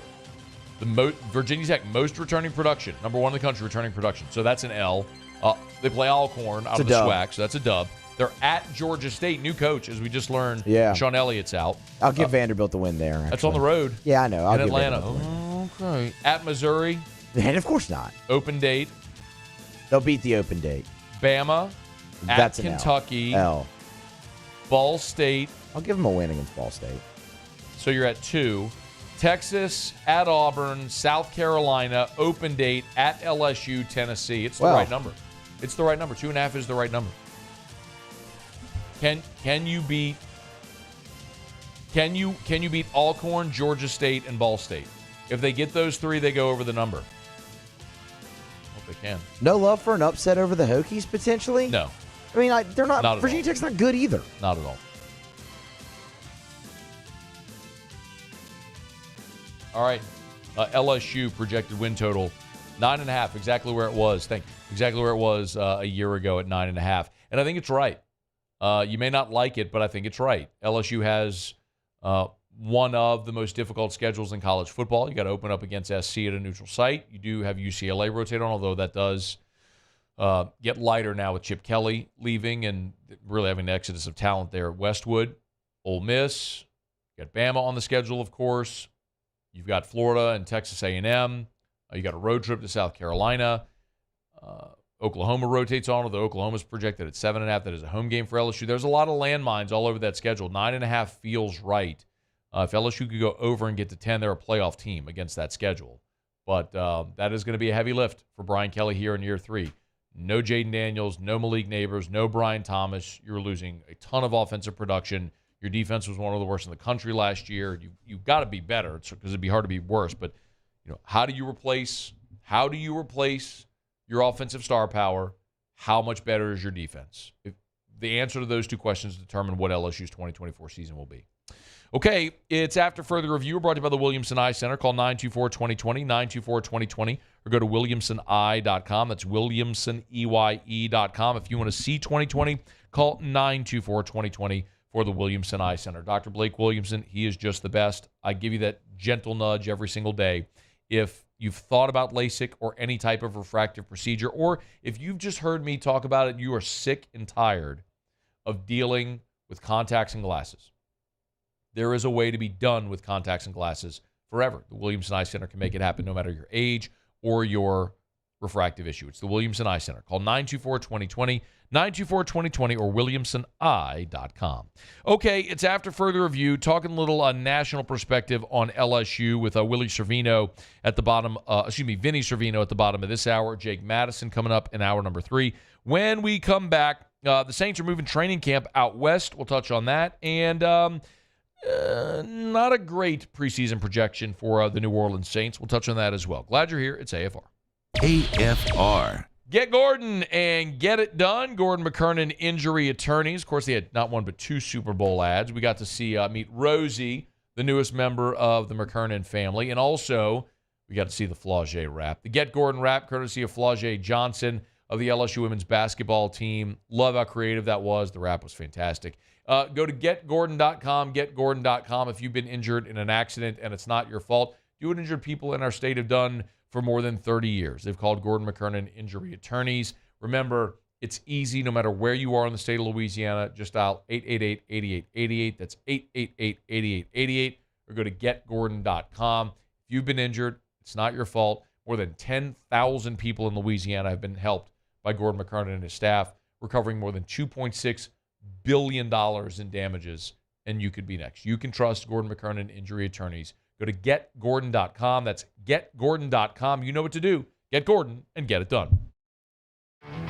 There it is, the extra mile, on the border of expected and extraordinary, for those willing to go further, like vans customized for work or play, with safety and tech to keep you connected. Supported by a 5-star sales, service, and finance team. And backed by the 1-star you know. So go the extra mile. It's never crowded because so few have what it takes to go there. Mercedes-Benz Vans. When it comes to ending cancer, we push forward, always working together for you. That's why our cancer experts at Ochsner have clinically integrated with MD Anderson Cancer Center. This means advanced cancer care, including access to life-saving clinical trials and integrating care to treat the whole you. Introducing Ochsner MD Anderson Cancer Center. Long live you. There's never been a better time to catch a John Deere deal from the crew of Sunshine. Ask us about our low monthly payment options on our tractor packages and let the good times roll. With equipment strong enough to power one of the world's largest celebrations, we've got your needs covered too. Learn more about what it means to be powered by Sunshine at sunequip.com. Some restrictions apply. See dealer for details. Offer ends April 30th, 2024. I've been doing business with Luba for 25 years. They're dependable, trustworthy. It's just the attention to detail with our clients. Our folks have years and years of experience. They're highly trained professionals, but many companies have that asset. What I'd like to think makes Luba a bit different is that we use those talents in a way that truly is dedicated to serving the needs of the folks who depend on us.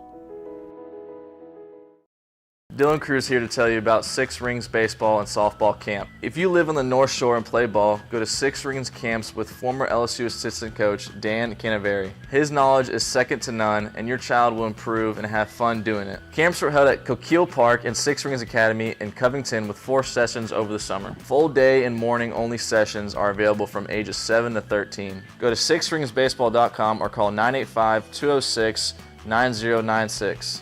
Learn the game to love the game. Breck teamed up to reimagine your parks, and you imagined big. With your help, we went to work, creating 12 beautiful community parks across the parish. A family-sized water park, miles and miles of trails, and parks just for your dogs. There are more places to splash, to explore, to run wild, and even soar. You imagined, we delivered.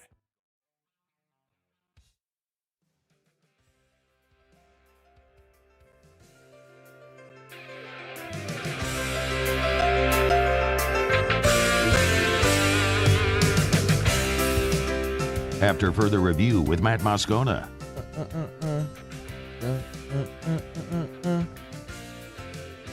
Is that a generic music bed? Yeah. Really, I mean, all of our beds are except for on Tuesdays. I don't know if it was just an instrumental.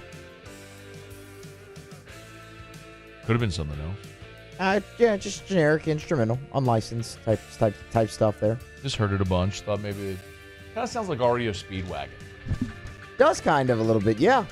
Like Roll with the Changes. Yeah, it's a good song, man. Saints are rolling with the changes in training camp. How about that? I like it. Give me a rim shot. Come on, dude. Like, you got all the buttons. I didn't even think that was a punt. This is just a transition, man. You got all the buttons. Use the buttons. The buttons are good. I want the buttons. So I want the buttons. Okay. I've been here 14 years, and I've been asking for a button bar. For 14 years, I've been asking, can I have a button bar where I can play my sound effects so I wouldn't have to, like, stare at you and, like, have you read my mind? You know what I mean? Yeah. Like, Bo, can I get a button bar? Been asking for 14 years. What would it take for me to get one of those over here? So I can just go, Pachoo. SVP's got one on SportsCenter. It's a little iPad. He has it sit right there on an easel. He just goes, boop, and he touches whatever he wants. Yeah. Like, some about turtles. Yeah, I like turtles. I like turtles. Look, kid, I like turtles. That one, yeah. Anyway, Saints are rolling with the changes for training camp. There we go. Heading to California this summer. Training camp in Irvine, California. So the Saints training facility in Metairie is undergoing renovations. So the Saints are going to hit the road. This, by the way, according to Jeff Duncan, hat tip Jeff Duncan, who had the report over at NOLA.com. Saints have been in SoCal before. They joint practices actually last year with the Chargers out in Southern California. I don't know, man. I love talking to the old Saints guys, the old heads. I say old heads. The guys that were there for the first Sean Payton training camps, the ones that went to Millsaps, and they talk about how it was just a terror. 2 days in Millsaps when it was 100 degrees, staying in crappy college dorms at a JUCO. Not a JUCO, but what's Millsaps? Division II, Division III. And now they're going to go to this palatial estate in Irvine, California. Or maybe they'll just be at UC Irvine. Either way. Which probably won't be palatial, but it'll feel palatial relative to Millsaps in Jackson, Mississippi, because you'll be in Irvine, California. Yeah. You'll be there in SoCal with gorgeous weather. Highs in the low 70s with no humidity. Pretty good way to keep your legs under you, especially because they don't do 2 days anymore. We talk so much about all this season about Saints and Dennis Allen and Derek Carr and all that stuff. Is it fair to say that I've been labeled a Derek Carr hater? Would you say that that's a fair assumption? Yeah. Okay. It's fair. And I'm not denying that. I'm not saying that I'm a Derek Carr hater because I don't hate Derek Carr. I just feel like I have a very honest criticism of Derek Carr, and that I'm one of the few that's willing to say and acknowledge what he has shown his NFL ceiling and ability to be. And I think there's a big difference between that and being honest about what I feel his ceiling is and being a hater. A hater would be unable to acknowledge when things go well. And I can acknowledge when Derek Carr does things well. But I think there's a massive chasm of a difference between acknowledging when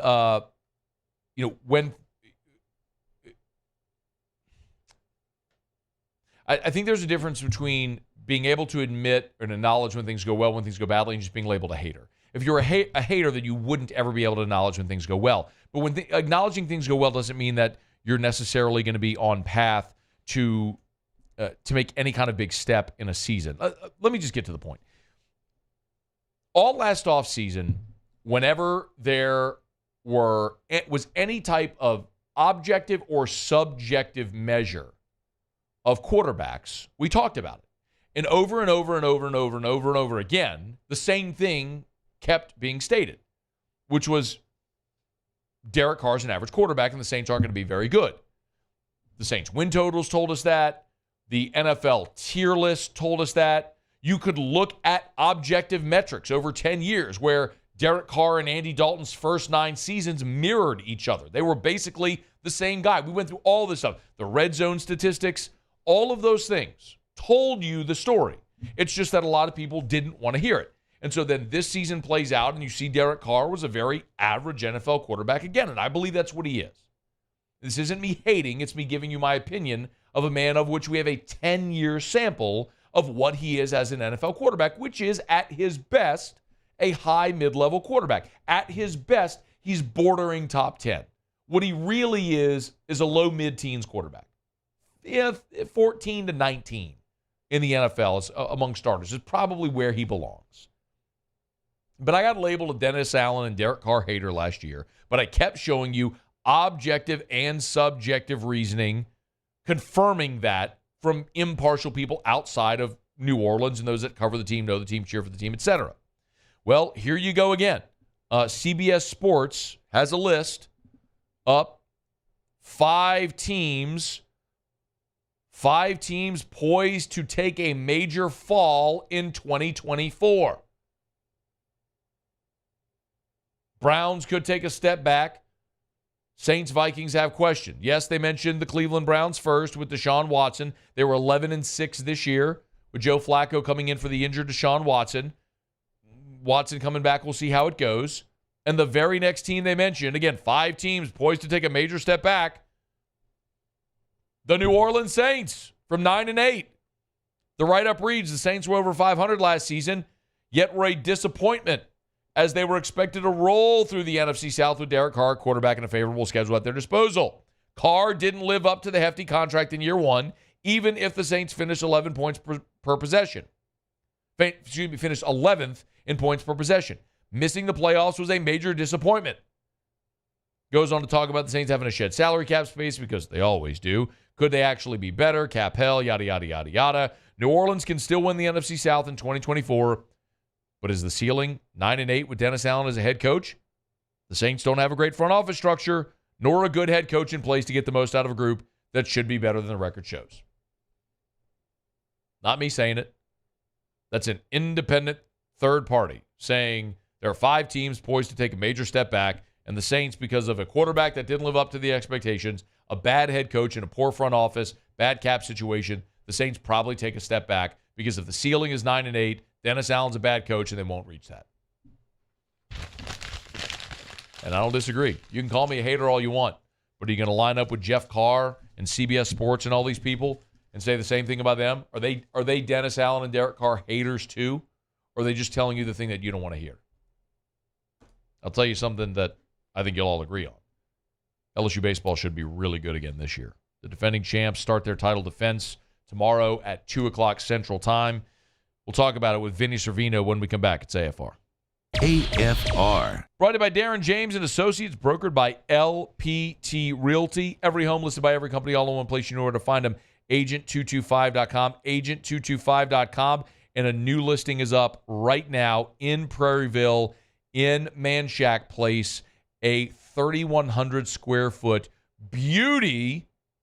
Go to agent225.com. Agent225.com. Search our listings. And you can see all of the listings for Darren and his team right there at agent225.com. If you're buying or selling, if it's commercial or residential, if you think real estate, think Darren James. So call him. I'll give you Darren's cell, 335-7666, 335-7666, or agent225.com.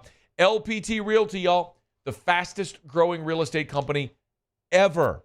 Utilize the best real estate agent you'll ever meet, Darren James, and the best real estate company, LPT Realty. Agent225.com. Think real estate, think Darren James. Value Chrysler Dodge Jeep Ram is taking $17,500 off new 23 1500 Bighorn trucks. We're open for business in our beautiful new showroom and taking $17,500 off new Ram 1500 trucks. All new Bayou vehicles come with a 1 million mile warranty. The crew at Bayou Automotive is going to do right by you. Gulf Coast Bank and Trust is giving our customers the power to bank anywhere, anytime during this challenging event. And we're right there with you. Our mobile banking app is a smart way to manage your money and time. Gulf Coast Bank and Trust, the bank that cares about you. The importance of doing this fortified program and offering it to people down here is, number one, the only real chance you're going to get to do this is when you put on a new roof or build new.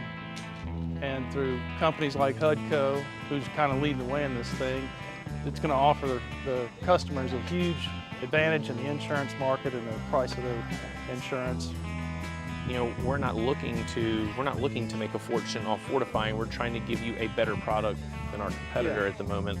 I'm trying to do something that he can. I'm trying to give you something better. So a lot of these insurance shops, you're getting a re-roof, you're only paying your deductible.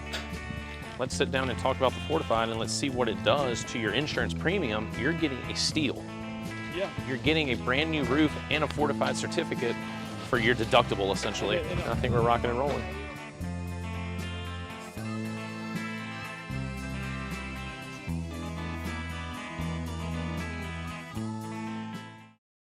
Electricity is all around us, and our families depend on it.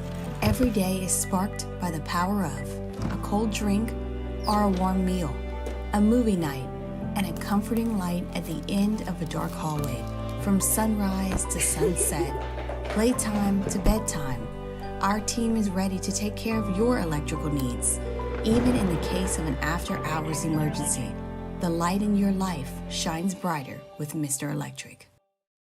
Hey, it's Matt Moscona. For years, you've heard me tell you about Insurance Network of Louisiana, helping you find better coverage for less money. But it's not just for your home and auto. They also offer commercial property. So, retail stores, professional offices like doctors, dentists, attorneys, clothing boutiques.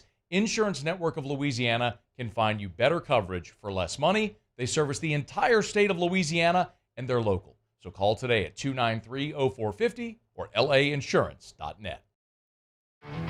There it is, the extra mile, on the border of expected and extraordinary, for those willing to go further, like vans customized for work or play, with safety and tech to keep you connected, supported by a 5-star sales, service, and finance team, and backed by the 1-star you know.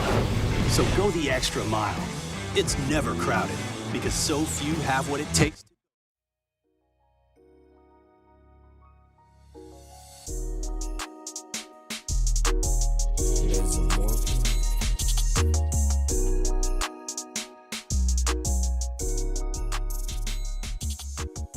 After further review with Matt Moscona.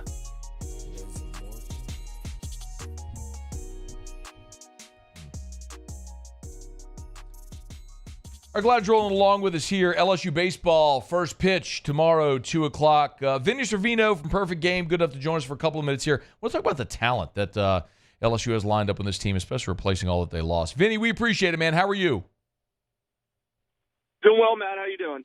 Man, I'm doing really well. I loved your tweet a couple of days ago when Perfect Game put out their preseason staff picks, and you just quote tweeted it with just simply putting "sorry in advance" at LSU baseball. So why do you hate this LSU team?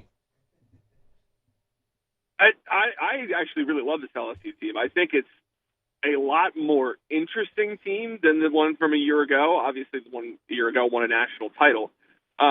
But it feels a lot more sum of its parts, and obviously there's a lot of new faces coming in, new kind of replacement guys to fill in the holes. Obviously, it's really hard to lose the first 2 picks in the draft.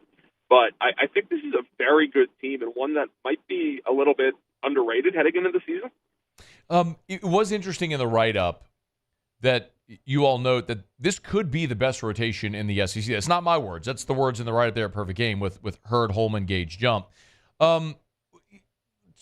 let's talk a little bit about those guys and how they project, right? Nobody is going to be Paul Skeens. We understand that. But what caliber of pitcher are we talking about with Hurd, Holman, and Jump in whatever order you want to talk about them? So I'll start with Thatcher Hurd because he's obviously the familiar face. I think you're going to get a lot more of Omaha Thatcher Hurd, a little bit better Thatcher Hurd than you saw at the beginning of the season when he was kind of in a midweek role, a little bit moved around a bit. He was really, really good in high school. Super, super talented prospect. Originally committed to UC Santa Barbara. And you saw glimpses of it throughout the tail end of the season last year. Like, it's a mid to upper 90s fastball with a lot of riding life. He's a spin monster. He can land breaking balls, slider, curveball. It's definitely frontline stuff. And then you look at a guy like Holman, who has done it on Friday nights in this league as recently as last year. The stuff isn't going to be as sexy as Thatcher Hurd, but it's still a very polished repertoire. He's got really good command. He throws strikes. Jump is kind of the wild card because he hasn't thrown since his freshman year at UCLA, but he's another guy that has that prospect pedigree dating back to high school, playing on the summer ball circuits, an elite top 100 prospect in high school. And if he's fully healthy, then it's some really, really good stuff from the left side. Can you elaborate a little bit on Jump? How good is the stuff from the left side, given this is the first time many of us are going to get to see him? It'll mostly be low 90s, touch a little bit higher, big 12-6 curveball. The fastball really, really plays up due to its spin characteristics and riding life. It gets a true 12 o'clock spin. So that ball, from a hitter's perspective, that ball is just moving upward instead of downward.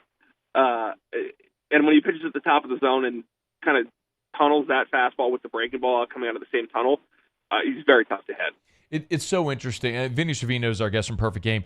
This is a team where it feels like, Vinnie, the depth of the staff is what's most exciting. So aside from three guys at the top, who maybe are you most interested to see this season and how it plays out? I mean, from a pitching perspective, it's almost you don't even talk about him too much because of the amount of options that you have. But they also got the number one left-handed pitcher to campus in Cam Johnson. Was a very high-level draft prospect as a high schooler, flirting with triple digits from the left side. He's 6'5". The slider was a little bit inconsistent in high school, but when it's on, it's a very, very good pitch. And it's almost that because they have so many guys. Talk about guys like Griffin Herring and Gavin Guidry, guys who had roles last year coming back again this year. There's almost not a spot for him, but obviously he's going to get time to see on the mound, and it'll be. I'm interested to see if he kind of takes the decision away from Jay Johnson and the fact that he almost pitches himself into an everyday role. Is that a guy that you were surprised? I know a lot of people were surprised that he didn't sign. I mean, 100 from the left side. Were you surprised he ended up on campus? I mean, a little bit. Pitchers tend to be a little bit more risky in terms of whether or not they'll sign coming out of high school. But just, watching Cam when he was in high school, like, it is super impressive stuff. And obviously, LSU and Jay Johnson have done a really good job at not only making those, or creating those high-end high school recruiting classes, but retaining a good amount of that talent, too. I want to ask you about another high school guy that showed up on campus. That's Jake Brown, a guy people are very excited about here. We heard so much about him coming out of Lake Charles that he was going to be a left-handed pitcher, and it looks like he's going to be the opening day starter in right field and hopefully be a really big bat in this lineup as well. What can you tell us about him, about Jake Brown as a prospect, and what he could mean for this team? He's a high-level two-way guy. Like you said, kind of assumed he was going to be a pitcher going in, but always hit in high school, hit on his travel teams, can swing it from the left side, the pitchability on the mound. I would imagine he sees some time on the mound at some point.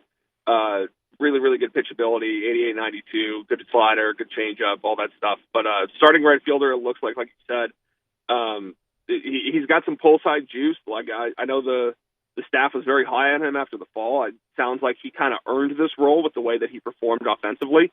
So I'm interested to see kind of what that looks like heading into the season. A couple more minutes here with Vinnie Cervino over at Perfect Game. The guy who was maybe last year's Jake Brown, I don't know if that's a fair comparison, but was Paxton Kling, the guy who came in with just tons of expectation. We know he's a draft-eligible sophomore this year. What would you like to see from Paxton Kling? What would scouts like to see from Paxton Kling in his draft-eligible sophomore year? So I think scouts are going to be looking at kind of how the athleticism and speed shows up. Sounds like he's going to be the opening day center fielder. So obviously a lot of scouts are looking at, can you project him out at center field at the big league level? And obviously we didn't see a ton of him last year. He obviously played early. But just whether the consistency in the at-bats and the athleticism and speed and kind of how that shows up in center field will be at least what I'm looking for. Yeah. Who would you argue among the everyday players or the non-pitchers has the most to gain this year from a draft perspective on this LSU roster? Ooh, that's it. I think Paxton Kling is probably the answer because he is a draft-eligible sophomore, like you said, and the fact that he was a little bit of an unknown. But the other one I would say is probably Michael Braswell. Okay. Transfers in from South Carolina. Looks like he's going to be the everyday shortstop to start the season, and he's a guy that, played some second base at South Carolina, kind of hit in that 8-9 hole, but a guy that was super talented, even dating back to high school, long projectable, good hit tool, instinctual player. And he's a guy that if he can play shortstop every day for the Tigers and hit near that top of the lineup and show that he can do it, you could see a guy, you could talk about a guy in the top 3 rounds there. All right, Vinny, here's your obligatory Tommy White question because I don't think we'll be able to do an LSU baseball segment all year without at least talking about Tommy White. So, Tommy White, go. He's great, man. I don't know what else to say. He's got, I think I wrote in my write-up, he's got 50 or somewhere around 40-plus homers, 50 almost in his first 2 years. The most remarkable stat to me is that obviously going to the ACC, from the ACC to the SEC can be a little bit of a challenge, but he followed it up with 24 homers, over 100 RBIs, and he cut his strikeout rate by 5% going to the SEC, which kind of tells me all I need to know as far as his ability to handle high-level pitching. He was incredible to watch. There was a giant question, what do you do without Dylan Cruz hitting in front of you? But, I mean, Vinny, how many times we saw last year teams walk Dylan Cruz to get to the nation's RBI leader was absurd. It spoke to the talent. A shocking amount of times. It was stupid to watch. It was a lot of fun to watch, but it was ridiculous at the same time. All right, Vinnie Cervino, noted LSU hater, is good enough to join us. Perfect game. Make sure y'all follow him on Twitter and all throughout the season. Hey, man, it was fun. I'm sure we'll catch up with you as the season gets rolling, man. Thanks for the time. Absolutely. Appreciate it, man. All right, that's our pleasure. That's Vinnie Cervino from Perfect Game.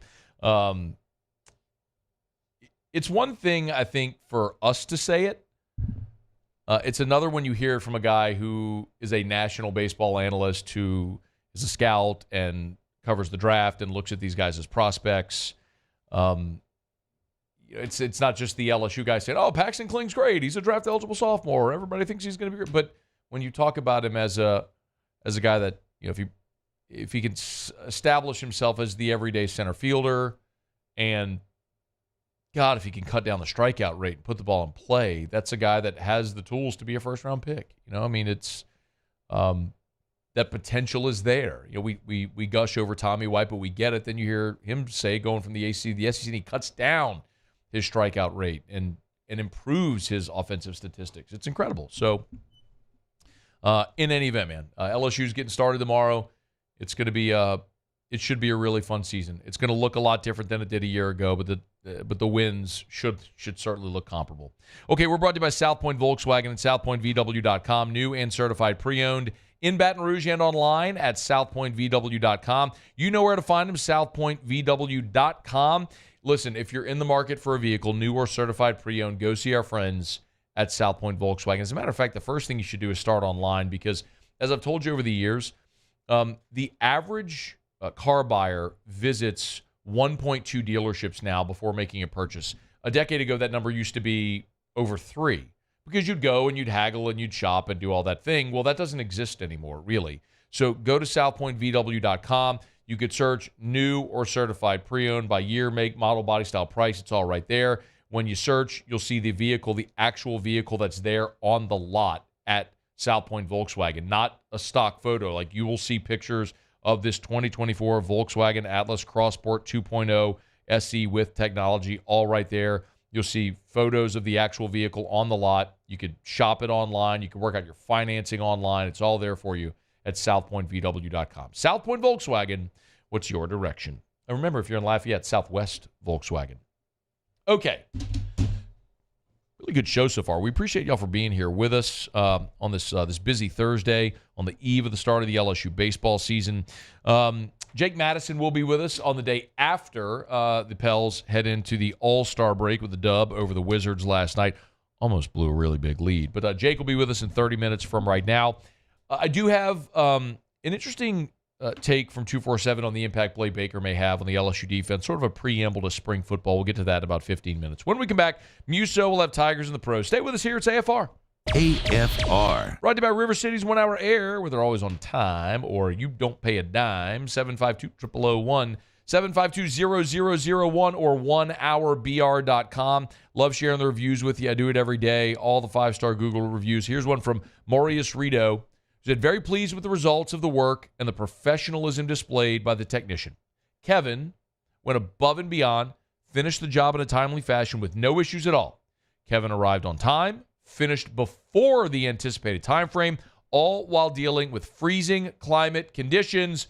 Overall, I am very pleased with the experience and would definitely recommend Kevin and 1 Hour Air for any work needed. Job well done. That's another 5-star Google review for our friends at River City's 1 Hour Air.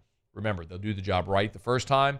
They'll be on time. They'll save you time and save you money. Mention the Moscona special. They'll knock $25 off any system repair. It's River City's 1 Hour Air, 752-0001.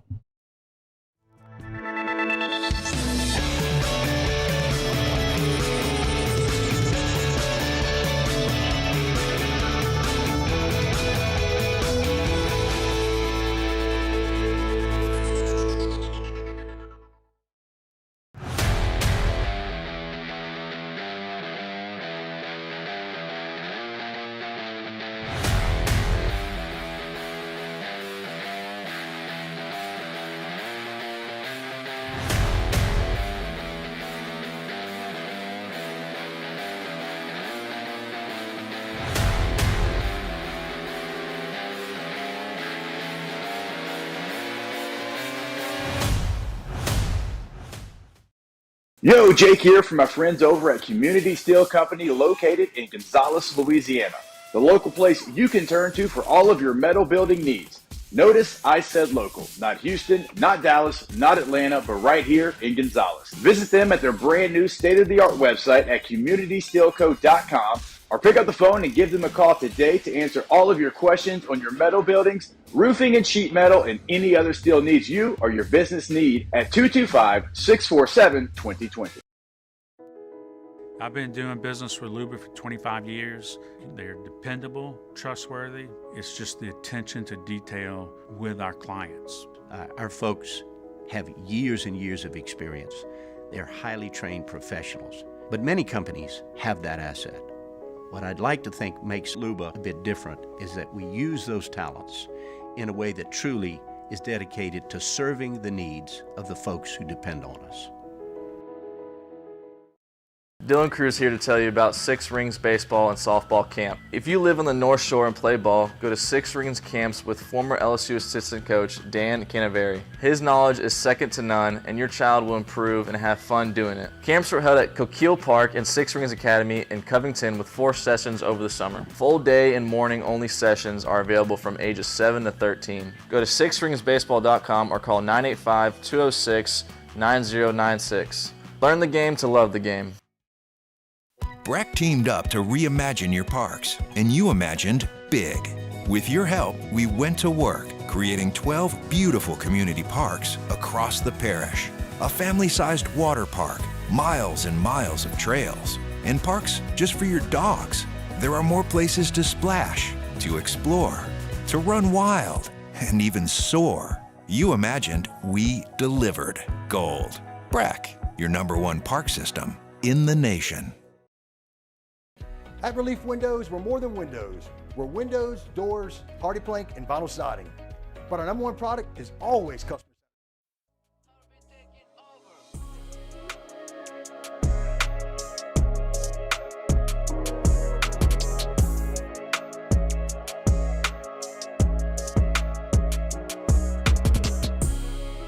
after further review with Matt Moscona. All right, thanks again to Vinnie Cervino for being with us over at Perfect Game. Good perspective there from one of the draft analysts over at Perfect Game.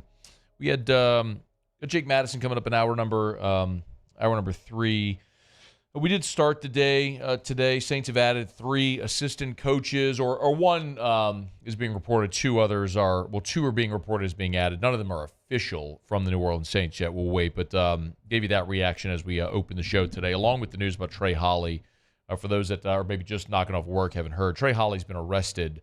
The sheriff in Union Parish has confirmed. Pete Thamel had it first. Trey Holly arrested, charged with second-degree murder, stemming from a shooting on February the 9th up in Farmerville. So he has been suspended indefinitely from the LSU football team. As we learn more, we'll pass it along to you. Okay, Muso, Tigers in the pros. Tigers in the pros. They still bleed purple and gold. They're just really rich now.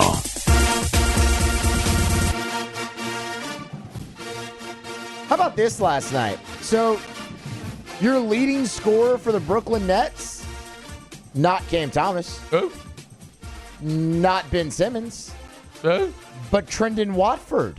Oh. Filling it up for the Nets last night. They lost by 50, but he scored 15 points. Oh boy. That was really good. Yeah, man. All off the bench. They just mailed it in going into the break? I guess. They were playing the Celtics on a second half. 2 games in a row. Back-to-back, they played the Celtics. One in Brooklyn, one in Boston. And this one went decidedly worse than the one in Brooklyn. But a hat tip to Trendon Watford, man. He's been in and out of that lineup a little bit, but a really efficient shooting night and led the team in scoring. You love to see that.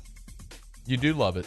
Ben was out with some load management again, though. Remember, they're bringing him back slowly. Load management. So he's they're got to manage the load. Got to manage the load. Yes. Always important to do. G League. Darius Days last night, near double-double for Darius Days. Of course, in the Rockets organization, 15 points there for Darius and 8 rebounds to round out his night. Really stuffed the stat sheet, adding 2 assists and 2 steals there for Darius. So good for him there. NFL offseason news for you here. Justin Jefferson is talking extension. Of course, we know the Vikings would love to have him, but in a smart business move, per NFL media, Justin Jefferson says, I'm not signing anything until I know who my quarterback is going to be. And it comes with the caveat that he wants it to be Kirk Cousins. Jefferson has been a strong advocate for the team retaining Kirk Cousins. Per the St. Paul Pioneer Press, I will definitely always give that extra word for Kirko. So Jefferson wants Kirko. For Kirko, yeah. Kirko back in Minnesota, and he'll follow suit. So Kirko's a thing, huh? I guess. I mean... Didn't know. Baseball Kirky, maybe? Didn't know that. Kirko. Yeah. Kirko. How about that? So, look, I mean, Jefferson's going to get broke off wherever he goes, but yes, interesting that he would like to stay in Minnesota with Kirk Cousins as a kind of a caveat. With Kirko. Kirko, yes, excuse me. Kirko, please. Kirko, please. Do you think he's Kirk Cousins normally, but he turns into Kirko when he puts on all those chains? No. Like, is that his alter ego? I don't think so. Could be. No. All right, to the links. We'll wrap it up out at Riviera Country Club. Sam Burns in the field, tied for 29th currently. Coming off 3 straight top 10s is Sam Burns. 100 par 70 was his round for today. Got it to 200, but bogeyed 15 on his way in. Work to do, but still in good shape. That's Tigers in the pros. Okay, we went over this yesterday. Don't do this. Don't do this. I can't. Did you forget somebody? No, I did not forget our guy Curtis. Now he's our guy. Yes, this is a big Curtis Thompson That's what show. happens whenever you get all the blowback from the fans, the Curtis Thompson, the real ones. When you're Muse over there, and all you ever do is say when Curtis Thompson misses a cut or has a bad round, you ignore him every other day. I don't do that. That's what happens. The Corn Ferry Tour is is off right now. Like you said that last week, and then somebody went and fact checked you. Oh well, they can fact check me all they want. Here, got you. Because when I click on Pegged you against the wall.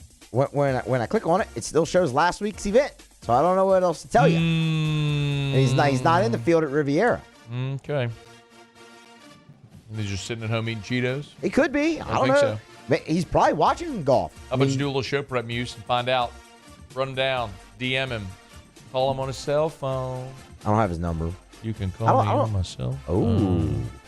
All right, Drake. That's what I was doing All right. We're brought to you by Shawbills Tire and Auto Service. ShawBillsTire.com. ShawBillsTire.com. 18 locations across South Louisiana. I was chatting with my guy Martin over at Shaw Bills earlier today. Y'all, they extended that Bridgestone Firestone deal through the end of this month. So, again, you want to save big on Bridgestone and Firestone tires. They always find the way to get you the best tires on the road at the cheapest price possible. That's at Shaw Bills. You can go to ShawBillsTire.com. You can hit the promotions tab at the top. You can hit the promotions tab right at the top. You'll see all the dealer specials that they have right now. They'll work hard to combine the manufacturer's offer with their own in-house offer to get you the best price possible on name brand tires. Name brand tires at wholesale prices. That's what we tell you every day. If you need tires, they're going to treat you great. It's ShawBillsTire.com. Shaw Bills Tire and Auto Service for more than 50 years. Go to ShawBillsTire.com. Shaw Bills, where we keep you rolling. AFR.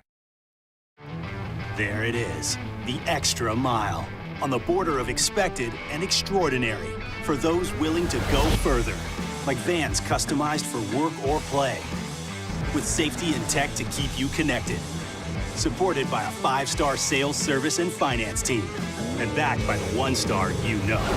So go the extra mile. It's never crowded, because so few have what it takes to go there. Mercedes-Benz Vans. I've been doing business with Luba for 25 years. They're dependable, trustworthy. It's just the attention to detail with our clients. Our folks have years and years of experience.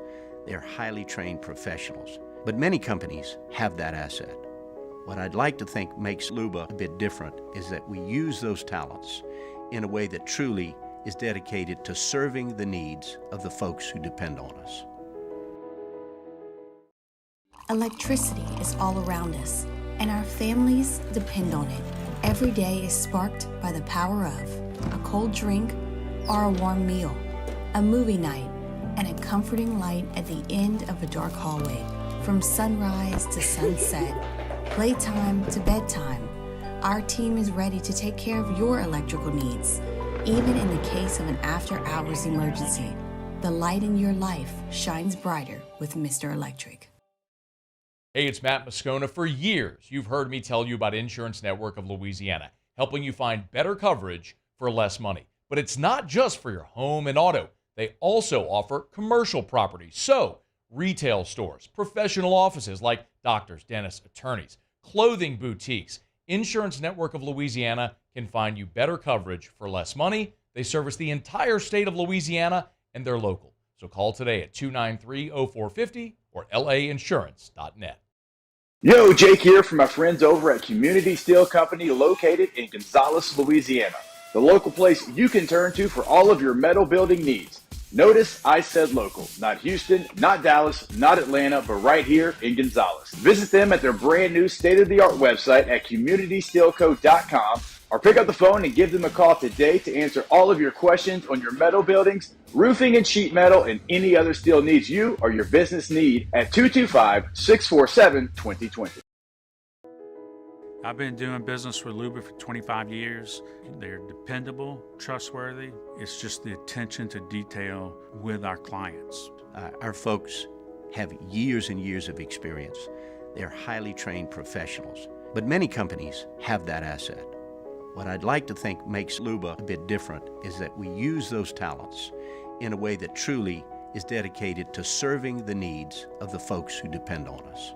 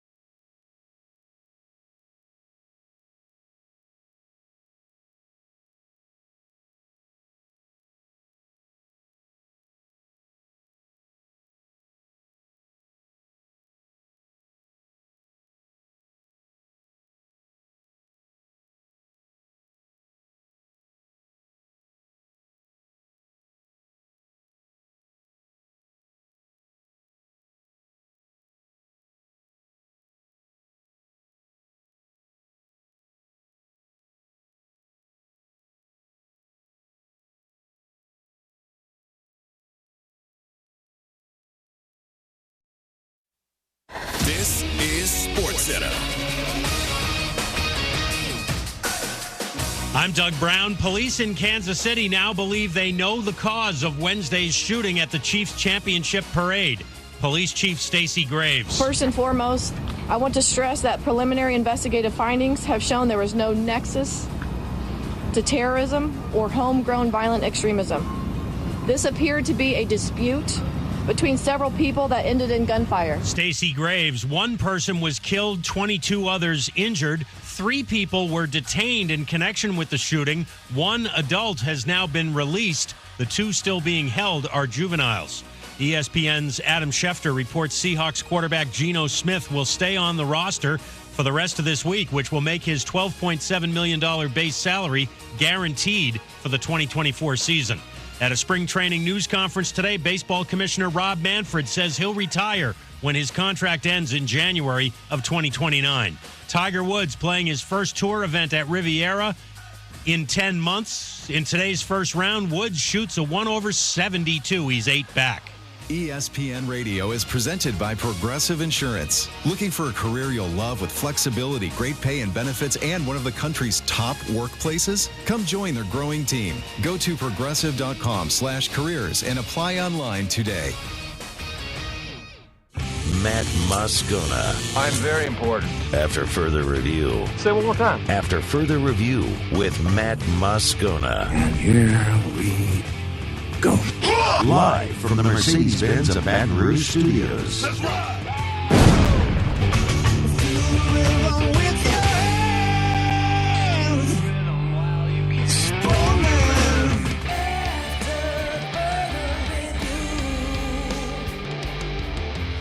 Hour 3, off we go. Welcome aboard. Glad you're with us. It's AFR. I'm Matt. Love you, Matt. Paul O'Neill. They're chanting Paul O'Neill's name. Sue. And Mr. Toby Tomplay.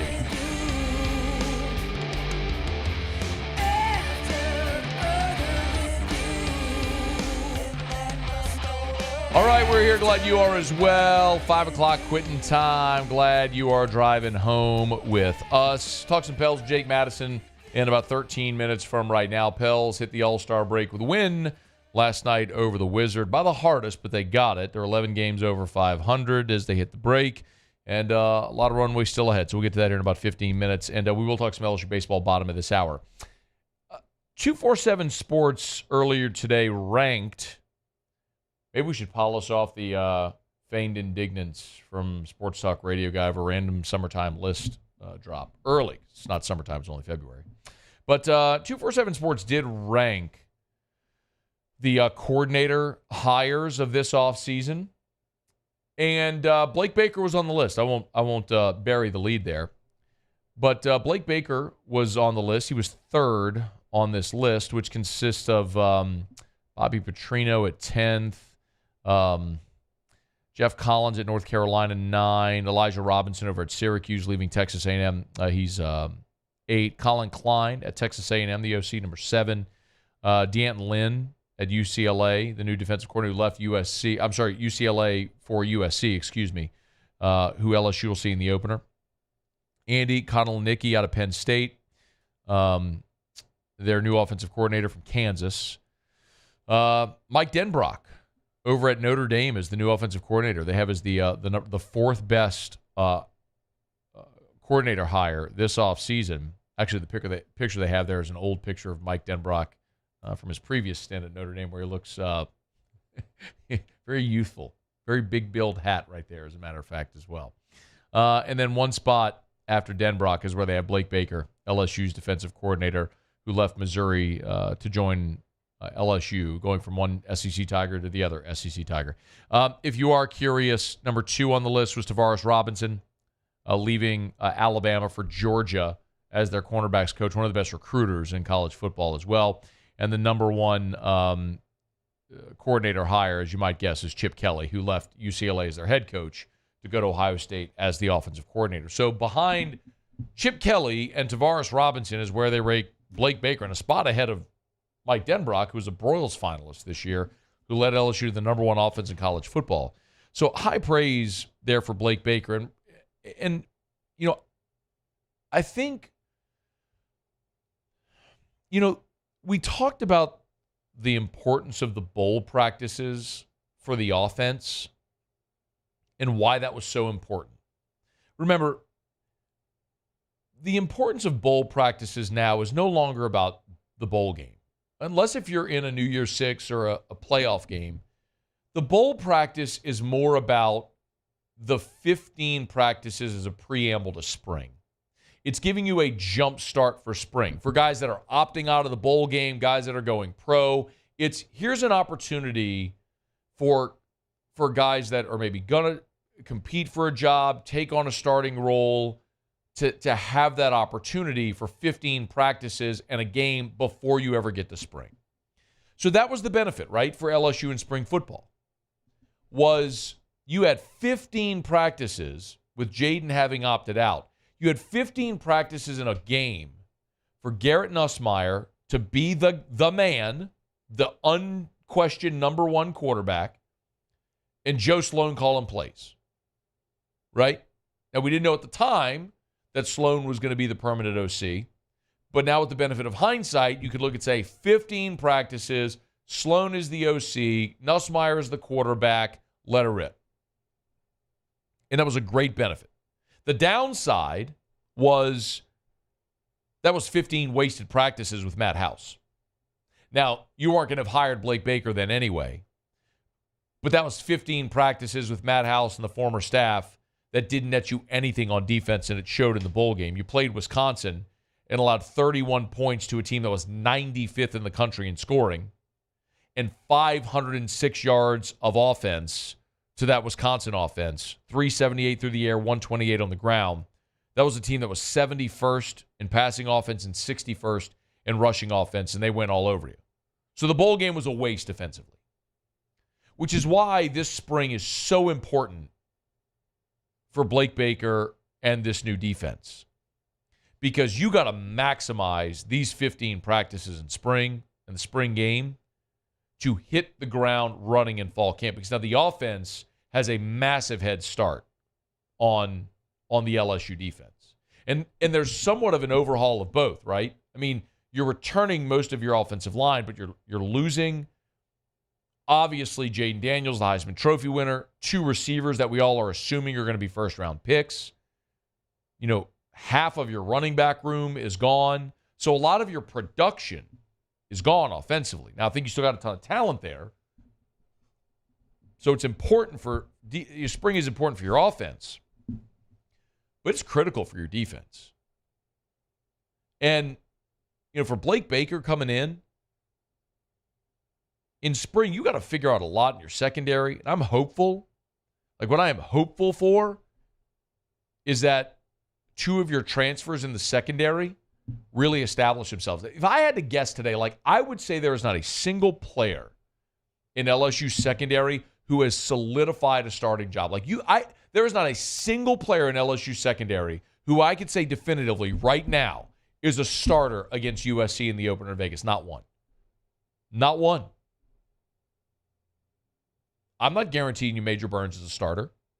I'm not guaranteeing you Sage Ryan is a starter. You know, I think there are some guys who have played a lot of football for you and some freshmen last year who you hope grew up a good bit. Maybe Ashton Stamps, who, as we learned, played injured last year and played a lot and played well, and they're excited about it, but I'm not guaranteeing that guy's starting. Kylan Jackson, they're very excited about his athletic ability and potential. But I want to see Jair Brown and Jordan Gilbert come out of spring and establish themselves. If I know Jordan Gilbert, who's a starter at Texas A&M, comes in and is your best safety from jump and he's a starter, great. That's one less question I have going into fall camp. If Jair Brown comes in and proves he's a number 1 corner, boom, one less question going into fall camp. That's my hope for spring with Blake Baker. But on top of that, man, you got to find depth on your defensive line. I mean, Brian Kelly told us last week they're going to move offensive linemen to the defensive side just so they have, as he said, to make it competitive. Just so they don't have bodies on the defensive line. And then maybe the biggest thing for Blake Baker in spring, on top of figuring out roles in your secondary, because he's your linebackers coach as well, you got to maximize Harold Perkins. You know what was amazing to me? I think this is going to surprise you when I say this, because I get asked about Perkins all the time whenever I do interviews in other markets. All throughout the season, people would say, hey, what's happened with Harold Perkins? Harold Perkins' production in 2023 was almost identical to his freshman season. Did you realize that? No, seriously, listen. I'm going to give you some numbers. You don't have to memorize them, but just as a for instance. As a freshman, Harold Perkins had 72 tackles. This last year, he had 75. Basically the same number of tackles. Freshman, 13 tackles for loss. Sophomore, 13 tackles for loss. Had the same number of TFLs. Freshman, he had 7.5 sacks. This last year, he had 5.5 sacks. I mean, he had 4 forced fumbles as a freshman. And by the way, the freshman year, 3 of those sacks came against Arkansas. 4 forced fumbles as a freshman, 3 forced fumbles as a sophomore. 3 passes defense as a freshman, 6 pass defense this past year. He had 1 interception each year. Statistically, Harold Perkins was the same guy. Doesn't it sound so bizarre? Because you're sitting there going, man, Harold Perkins vanished this year, and you're not wrong. Like, he didn't routinely make the massively impactful plays, but the numbers are identical. Like, his numbers his freshman and sophomore were the same. So why did he vanish if the numbers were the same? And I understand part of it, you're going to say, well, he didn't really emerge until the Ole Miss game. And you're right in part, but he played in every game as a freshman, and he played in every game this last year as a sophomore. So the number of starts were more as a sophomore than as a freshman, but the amount of time he was on the field and the statistics were identical. Literally 72 tackles to 75, 13 TFLs each year, 7.5 sacks as a freshman, 3.5 as a sophomore, or 5.5 as a sophomore, 4 forced fumbles to 3 pass defense to 6, 1 interception each year. Like, how did a guy have the same number of stats but look invisible? Blake Baker's got to figure that out. That may be his biggest question year to year, but it's cool to see one of the national outlets recognize Blake Baker, recognize the decision to bring Blake Baker to Baton Rouge, as 247 Sports did. To bring him back to Baton Rouge, I should say. But the work's just beginning. And the biggest question LSU has, aside from replacing the Heisman Trophy winners, which is massive, is we expect the LSU defense will be better, but the big question is, okay, how much better? Start to get that answer in spring. All right. It's after further review. We'll knock out a quick break. Jake Madison will be here. We'll talk some Pels. Pels winners last night going into the All-Star break, beating the Washington Wizards. They're 11 games over 500. We'll assess the first half and look ahead to the second half with Jake Madison next on AFR. AFR. Baseball at the Box returns on Friday, and Action Industries is a proud partner of LSU baseball. As a matter of fact, all throughout the 2024 baseball season, when you're out at the Box, every mound visit will be brought to you by Action Industries. Action Industries, since 1982, serving the chemical, petrochemical, and oil and gas industries in Louisiana with great construction, high-quality construction, maintenance, operational consulting services. Remember, if you're out getting bids, if you're looking to work with contractors, make sure it's Action Industries. They've been servicing the plants up and down the river that do so much for our state's economy since 1982. Their commitment to excellence, their safety record is above the industry standard, and their quality of work is why they've been around for more than 40 years. It's Action Industries, a proud partner of LSU Athletics. Leave them in, take them out. It's Action Industries. Check them out online, Action Industries.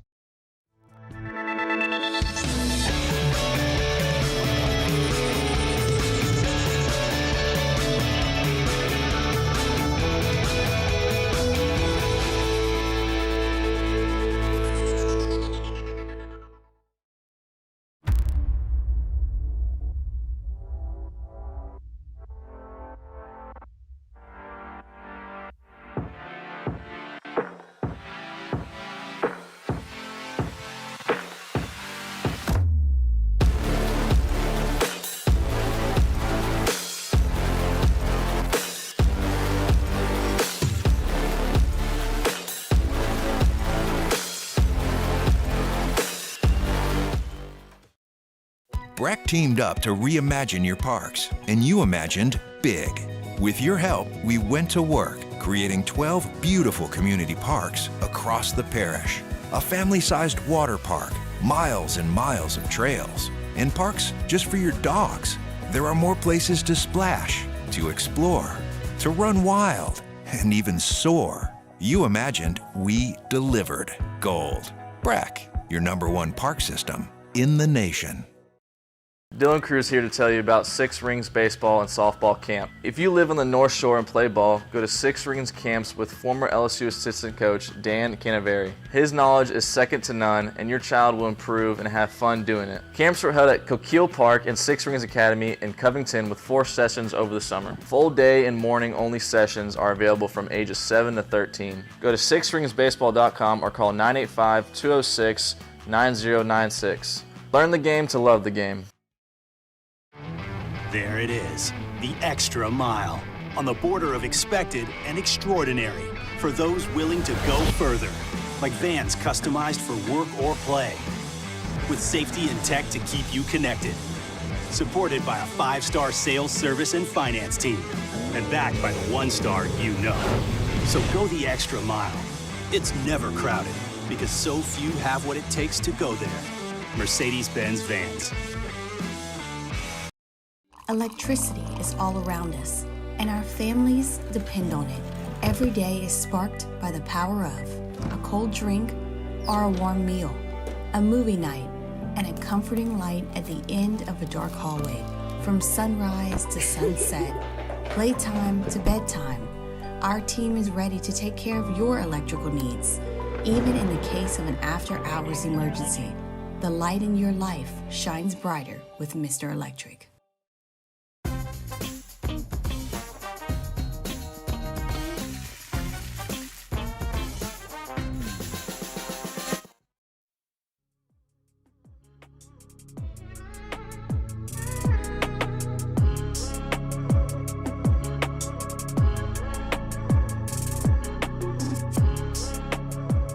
After further review with Matt Moscona.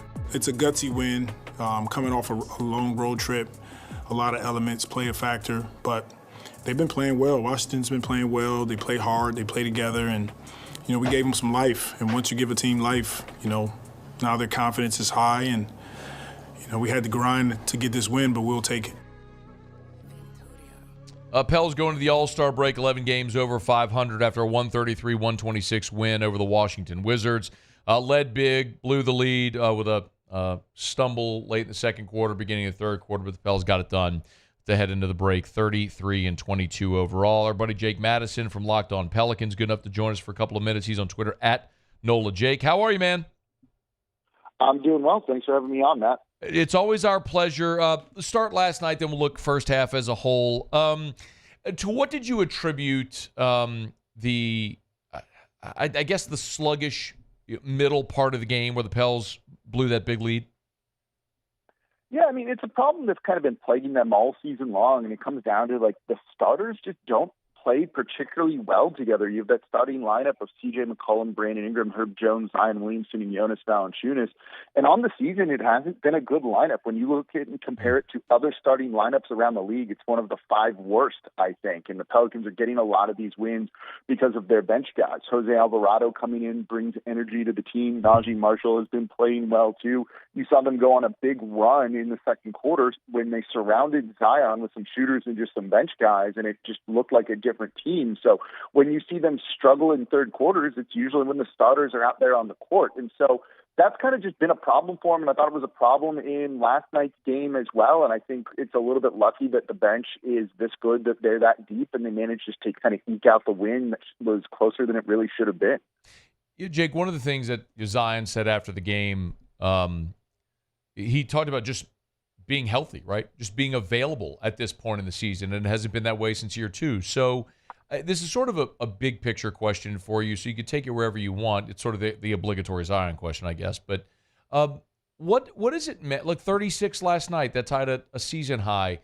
What does it mean for this team having a healthy Zion playing at this level? Yeah, it means they're above 500, right? They're 11 games above 500 going into the All-Star break here. I think 26, 27 more to go. And this team is 5th, 6th in the West as of today, right? They're out of the play-in tournament. They're solidly in the postseason. We think they could be a good team. We'll find out, I guess. So just being healthy is going to get you wins, right? The way I kind of look at this team, and this is something I've talked a lot about on my show, is they're good, right? I think we can safely say they're good, but they're not even coming close to reaching their potential. And that's because they're really talented. And so that talent is winning them games right now. So when Zion goes out and puts up 36, and I think he had 10 straight points in the second quarter, they went on a 14-0 run to start that. You saw this group show a lot of potential, show a lot of talent here. So when your best players are healthy, you're going to win games. It's really as simple as that. This is a star-driven league in the NBA. You need guys out there on the court because they're the ones who're supposed to carry you. You've seen Brandon Ingram do it at times. You've seen CJ McCollum do it at times. And now you're seeing Zion kind of take his turn. And he looked really good last night, I thought. Yeah, Jake, fill in the blank here. The Pels starters, or the Pels stars, as you put it, are good enough to fill in the blank. How do you finish that sentence? Ooh, it's still a little bit to be determined. Right now, they're good enough to get into the playoffs, I think. Beyond that, I could not tell you for sure, I think. The way you kind of look at a rotation in the NBA is your starters are supposed to be your best five-man group. That's supposed to punish other teams, get you leads. And then you put in your subs, you put in your bench, your rotation guys, and you just hope they don't lose the lead. If they can kind of be a net zero, if you look at plus minus in the box score and there is zero, you'll take that every time because it's your starters who are supposed to do the work. That's not the Pelicans, though, and that concerns me in a playoff series, that when you're going up against only other good teams, not the Washington Wizards who have 9 wins, I think, not the Memphis Grizzlies who they couldn't score over 100 points against, who are on an 8-game losing streak going into that game. I don't know if they're going to be able to win a playoff series, but you play enough bad teams in the regular season, you can have those occasional nights where you beat a Minnesota or you beat a Clippers team as well. So the Pelicans, as they are right now, all things told, the coaching, the roster, the rotation, all of that is good enough to get into the postseason. They're a playoff team.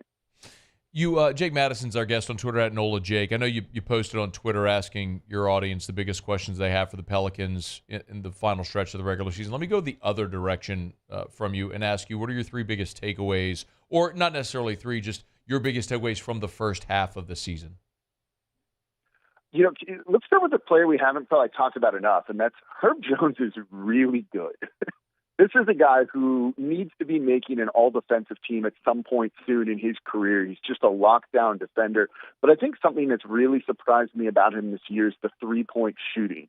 The Pelicans need to take more threes. That's been a big point of emphasis for the past couple of years. They need to shoot the 3-ball better. Herb Jones has not been known as a shooter, but is shooting above 40%, which is an excellent number from deep on the season. He's arguably been the most consistent player, you could say, for the New Orleans Pelicans this year, and I've been so impressed to see his growth. And signing him to that very team-friendly deal this offseason, an early extension. They didn't need to pay him this past offseason. They could have kicked that can down the road. Looks to be a very, very smart move right now for the franchise. I also think, again, you see that this is a talented team here with some big questions around him. And, when you're asking for kind of takeaways from the first part of the year is they're good. I don't want people to lose sight of that when it comes to this team. Even after you struggle to get wins over Portland, over Memphis, both of those teams basically being G League squads at this point in time, over the lowly Washington Wizards, there's still talent here, and it's sometimes fun to kind of just enjoy the ride. They're on pace for 48, 49 wins right now. That's only happened at 3 times in franchise history. So we're on pace for a top 4 season in New Orleans basketball history, I think, is something to really keep in mind here that, this doesn't always happen to this team and to this franchise, so we've got to enjoy it a little bit. But honestly, looking at this season, I still have more questions than I have, real concrete takeaways from that, and I hope we'll get some clarity on that over the final 25 games or so. What would you like to see? My big question is this your core going forward, right? Going into the trade deadline, there was a lot of talk about moving on from Jonas Valanciunas. And I think that's the move they want to make to see if they can get this starting group working. it's easier to move on from Jonas Valanciunas than it is, say, from a Zion Williamson, a Brandon Ingram, a CJ McCollum. So that's kind of the first approach you take, right? It's like when you look at a team like the Milwaukee Bucks, they fired their head coach early on in the season because it's easier to do that and hope you get some positive results than it is to completely turn over your roster, even if that guy wasn't actually a bad coach. So the Pelicans, I think, are going to kind of take that first step of trying to address the center position and seeing if that maybe fixes that starting lineup. I'm a little bit doubtful that it will, but you have more options to do that this offseason. You know, if you do that and it doesn't work, or if you maybe make a change and put Larry Nance Jr. in the starting lineup, or you go more small ball with Zion Williamson at the 5, which has some limitations too, and that doesn't work, you know, do you need to then have discussions about the Zion Williamson, Brandon Ingram pairing? Or if they go into the postseason and those two light it up and the center position doesn't matter much, maybe this is the core that you keep. And so those are some of the big things that I'm really looking for towards the end of this season. You know, again, they're a good team. They're a top 10 defense. They're just on the outside of that in terms of their offensive rating, but the offense definitely has been holding them back. So can they find some sort of cohesiveness between Zion, Brandon Ingram, CJ, and the rest of the guys there? That's what I'd really like to see as they kind of approach the end of the year. 27 games to go. The Pelicans' remaining strength of schedule is 11th in the NBA. So it's not exactly like it's a light lift the rest of the way. What do you think we're talking about come mid-April, Jake? Is this a play-in team, or do you think this is a team that will finish in the top 6? You know, I think they're still going to finish in the top 6. The West is tough, but we've seen them also get some very good quality wins, right? Beating the Clippers on the road was a big one. They've gone up to Minnesota, beaten them. They've played the Denver Nuggets really well for the most part, I think. This is a good team here, so I think they're going to solidly be in the postseason. I'm going to be curious to see if they end up with close to, you know, if they get to 49 wins and they're still the 7th seed, so in the play-in tournament. I don't even know if that's necessarily a bad thing, as long as they get out of said play-in tournament, which, you know, they didn't last year and we expected them to, so that's on the table as well. So, you know, I think we're going to have a lot more, I think you're going to get a lot more data points on this team with how they end the season, with how potentially the play-in tournament looks, or how just an actual series looks on the direction they need to go. And at least we'll finally have kind of like seen this group play, right? We've never seen Zion in the playoffs. We don't really know what to expect. If they find a way to make all of that work, you know, I think at the end of it, no matter what, even if they don't, you at least know what you need to do going forward. And that's going to mean this season was a success, because then you can really start to prep and plan for next year, use some of those additional draft picks they have, you know, from the Bucks, from the Lakers, and go and make those moves, kind of go all in and try and make yourself into a true title contender. Yeah. It's going to be interesting to watch. We say the second half. I mean, there's only 27 games remaining. It's obviously as it pertains to the All-Star break, but the Pels have a lot to play for with 27 to go when they get back from the break. And, of course, we'll be following Locked On Pelicans wherever you get your podcast, or go subscribe up to the Locked On Pelicans YouTube channel. Jake does an awesome job. He's on Twitter at NolaJake. Thanks, man. We always appreciate it. Of course. Thanks for having me on. All right, man. Be well. It is After Further Review, brought to you by Michelli Weighing and Measurement. Michelli.com. That's Michelli.com. Chatting earlier today, as a matter of fact, my buddy Sean McMullen from over at Michelli Weighing and Measurement, former LSU baseball player, helping out getting him and his family in the box this year for actually coming up here next week for a game at the box. So, and I always love that. Love those relationships, and it's one of those things that I tell you about Michelli all the time. Even though they've been around for 76 years, they're in 11 different states with 30 offices. They still maintain their local face-to-face individual touch points. It's Michelli Weighing and Measurement. I love walking into the office right there. They just expanded their corporate office right there and the calibration lab at their Harahan office. It's such a major point of emphasis for 2023 and into 2024 as they continue to expand and grow their calibration labs and their footprint so they can better serve you, their customers, their clients. It's Michelli Weighing and Measurement. They're already our nation's largest distributor of scales right there in Harahan. Our largest distributor of scales, but they can service all different products you use to weigh or measure. They can sell, service, and rent the products you use to weigh and measure at Michelli Weighing and Measurement. Michelli.com, Michelli.com. Okay, it's After Further Review. We're glad you're with us. Tomorrow is opening day out at the box. We're looking forward to that. If you've been following Musso at the box, been doing a top 10 countdown, top 10 most important players for LSU baseball. We'll let Musso give you his. I'll give you mine. as we head in a little more from Jay Johnson, Alex Milazzo, as the Tigers are on the precipice of their title defense here in 2024. Opening day tomorrow, 2 p.m. first pitch out at the box. Looking forward to it, man. It's going to be a great day, great weekend. Hopefully the weather cooperates and they get all 4 games in a timely manner. But it's here, and it's an exciting time. All right, it's after further review. We'll knock out a quick break, come back. We'll talk a little LSU baseball as well as we continue here on AFR.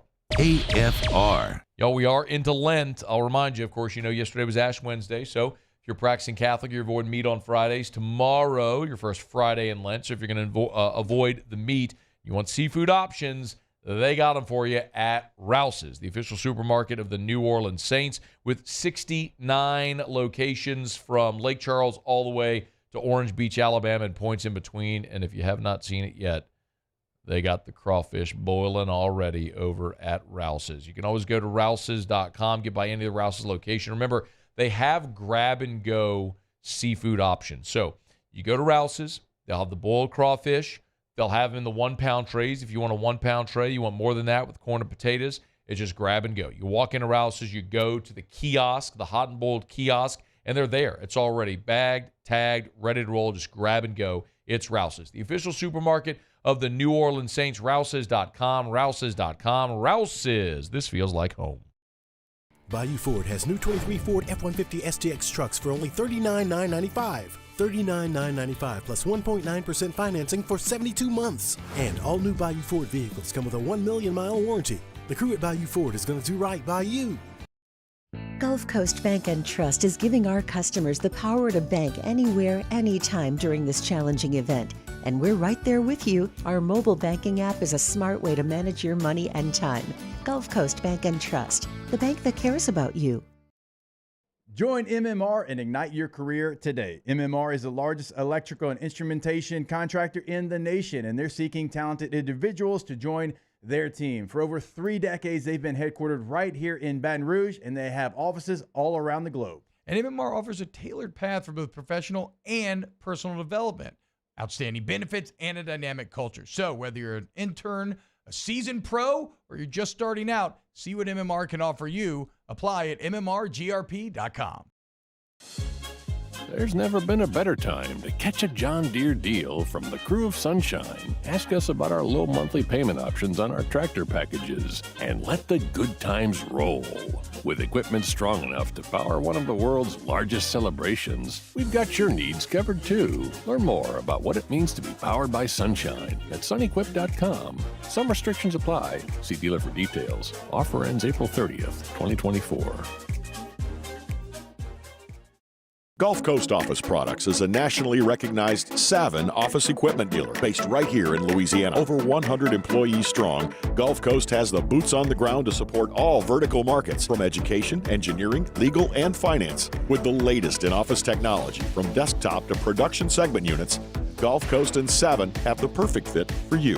Call 225-756-2644. That's 756-2644 for Gulf Coast Office Products. The Windsor Senior Living Community in Mandeville, Louisiana is a beautiful, vibrant apartment community geared towards seniors. They are nestled right in the heart of Mandeville, where seniors live a more carefree lifestyle in spacious apartments with the peace of mind that comes from having a little extra help. Call the Windsor at 985-624-8040 to schedule a lunch and tour. Come see how the Windsor can be your passport to peace of mind.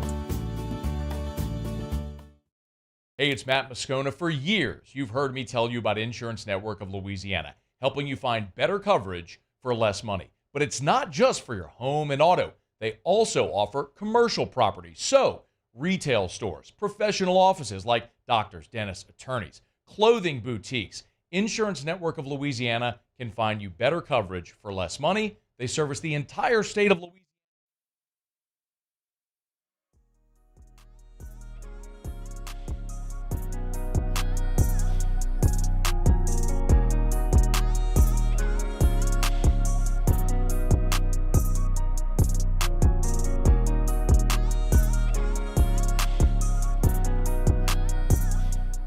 After further review with Matt Moscona. Your national champion LSU Tigers open the 2024 season Friday, February 16th, tomorrow, and we'll be broadcasting live from the box from 7 to 10. Off the bench, we'll be live from Championship Plaza, then join Hunt for a special edition of the Hunt Palmer Show from noon to 2. Come out to the Fan Fest presented by Coca-Cola at noon and stay to welcome the Tigers as they take the field for the first time this season. It's opening day at the box with 104.5 ESPN Baton Rouge. All right, Muse, give me some LSU baseball music. I want to delve into this. For those not following Musso at the box, I don't know if we suggested whatever that Musso do a YouTube Shorts series of the top 10 most important players for the LSU baseball season. So, do you want to give your list, or I'll give mine, and you tell me why I'm right or wrong, and then you can give yours. Okay, that's fine. Because you haven't finished your list yet. But I have not. Number 2 comes out tonight. Number 1 comes out tomorrow. But there's still going to be a lot of people that are not listening or watching right now that'll see them on YouTube. So either way, I think we'll do it anyway. All right, here we go. All right, here's my 10. I'll give you in reverse order from 10 to 1. Okay. Do you want your countdown here? Oh, yes, I forgot. Yes, Okay, all right, here we go. All right, give it to me. All right. 10. I said I wanted a countdown, but I didn't want like a voice guy countdown. I said just go online and find just 10 numbers. Where did that come from? That was the intro to Ty Dillinger's theme music. He was a professional wrestler. That was like the first line of it. He was the perfect 10, so it was 10. That's so good. I do it again. 10. All right, I'm going Michael Braswell. You're replacing Jordan Thompson at short, who started every game at short of Jay Johnson's tenure at LSU.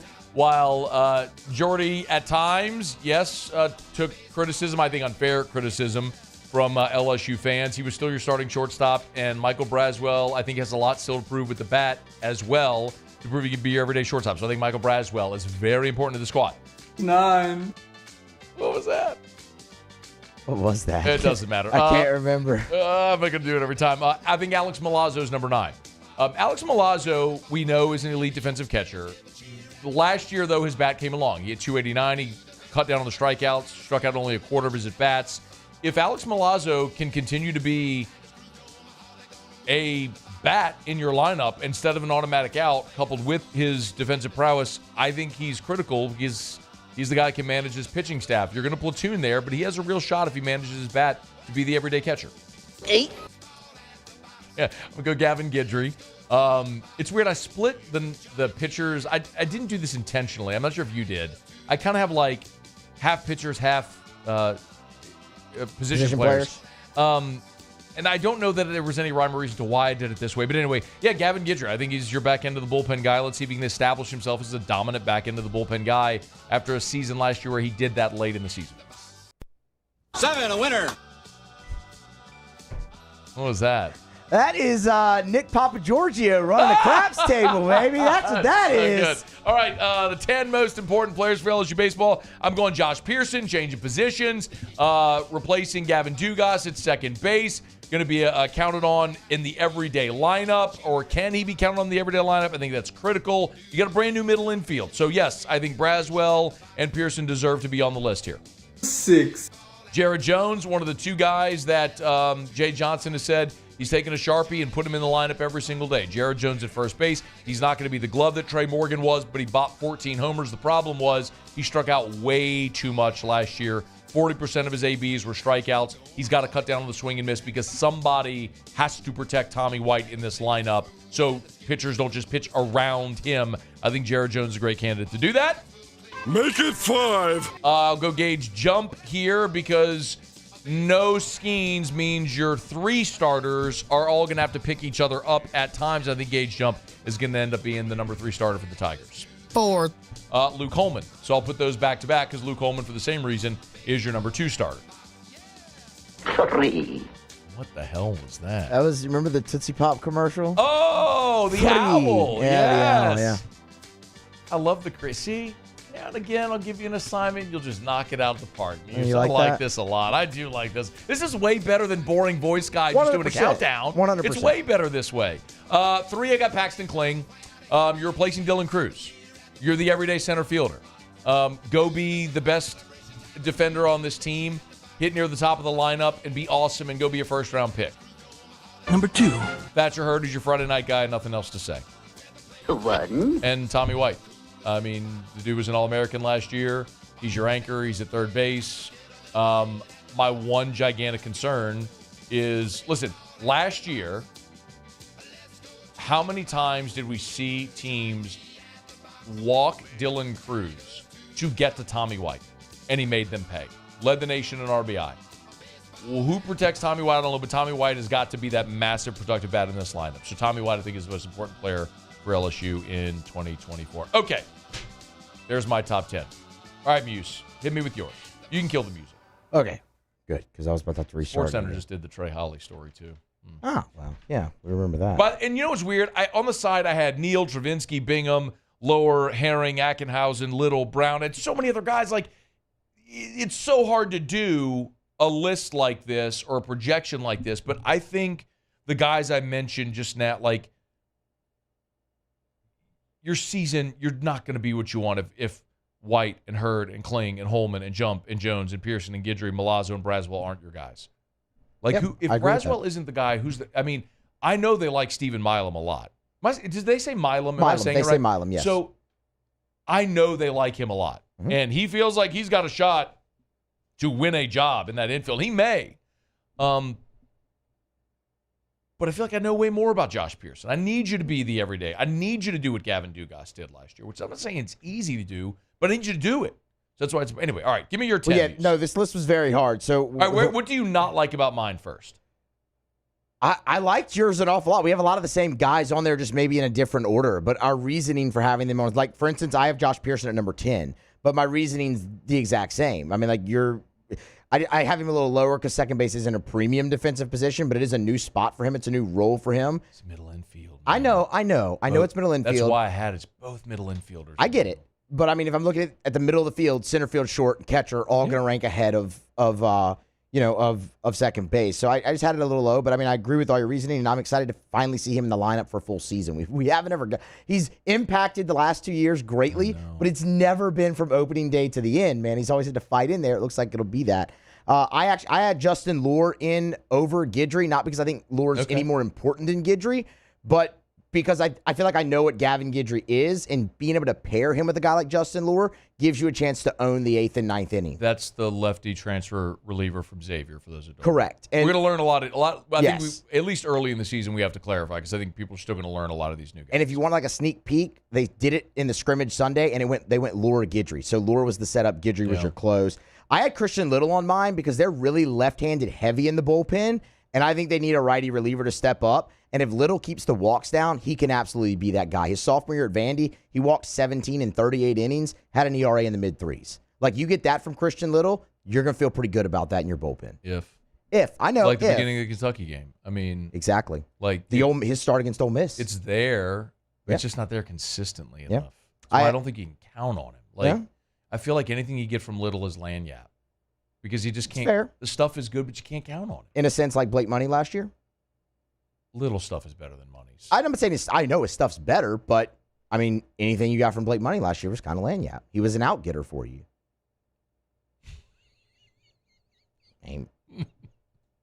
I just thought about our mutual friend who who thinks Blake Money's going to pitch in the big leagues because he gets out. He might. I know he's not going to pitch in the big. Stop it. It could happen. I had Bear Jones on mine as well for all the same reasons that you mentioned. I mean, if he gets himself into hitters counts more often, he could. Sorry, I just thought about Muse and I are. Did he say it to you publicly on the show? Yeah. Okay, so it's Coogan. So Patrick Coogan insists that Blake Money is going to be a big league pitcher because he gets outs, and I think that's. I hope he is. I hope he is. Anyway, all right. Who else? I had so I went through Bear Jones. I had Gage Jump as well for the reason. I mean, he's the guy who's supposed to tie your rotation together. So he has to be on there. I also had Kling. Same. I mean, you're replacing the number 2 pick in the draft, and arguably the greatest player in LSU history. And you were a first rounder projected out of high school at one time. I also have Braswell. I mean, shortstop. Absolutely.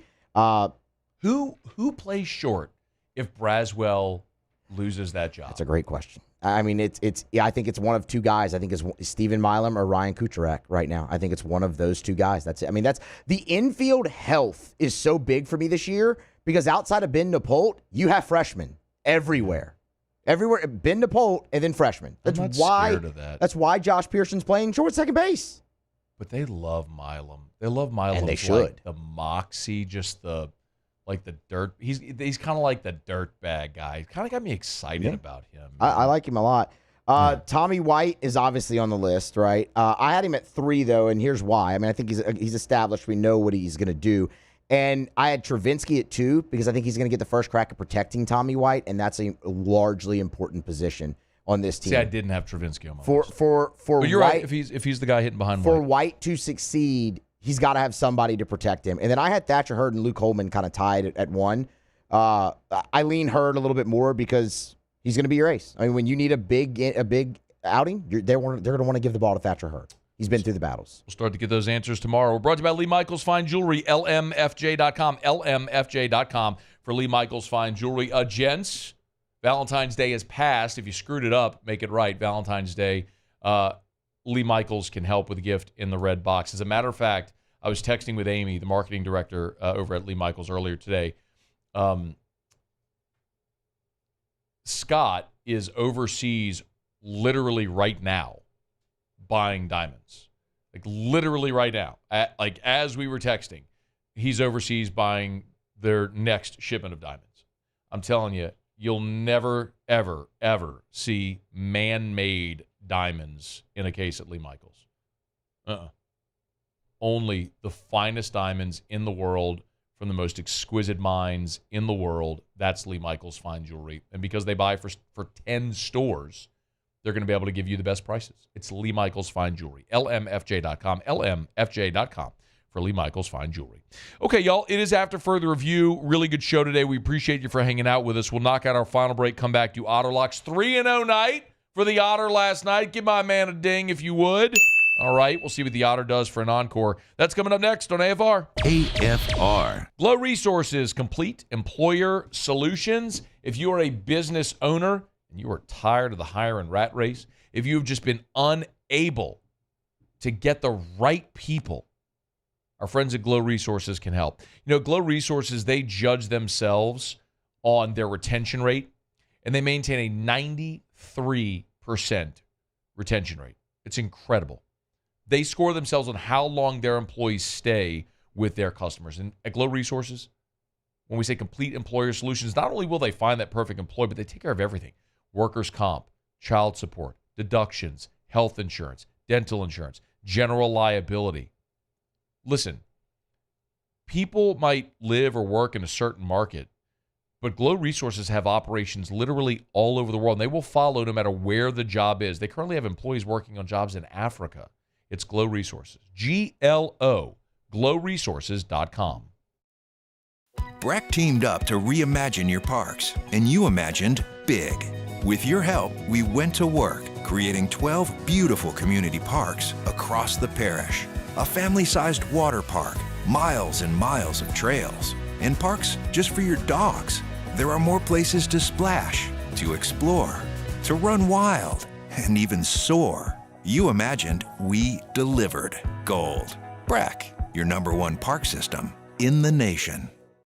Value Chrysler Dodge Jeep Ram is taking $17,500 off new 23 1500 Bighorn trucks. We're open for business in our beautiful new showroom and taking $17,500 off new Ram 1500 trucks. All new Bayou vehicles come with a 1 million mile warranty. The crew at Bayou Automotive is going to do right by you. The importance of doing this fortified program and offering it to people down here is #1, the only real chance you're going to get to do this is when you put on a new roof or build new. And through companies like HUDCO, who's kind of leading the way in this thing, it's going to offer the customers a huge advantage in the insurance market and the price of their insurance. You know, we're not looking to make a fortune off fortifying. We're trying to give you a better product than our competitor at the moment. I'm trying to do something that he can. I'm trying to give you something better. So a lot of these insurance shops, you're getting a re-roof, you're only paying your deductible. Let's sit down and talk about the fortified and let's see what it does to your insurance premium. You're getting a steal. Yeah. You're getting a brand new roof and a fortified certificate for your deductible, essentially. And I think we're rocking and rolling.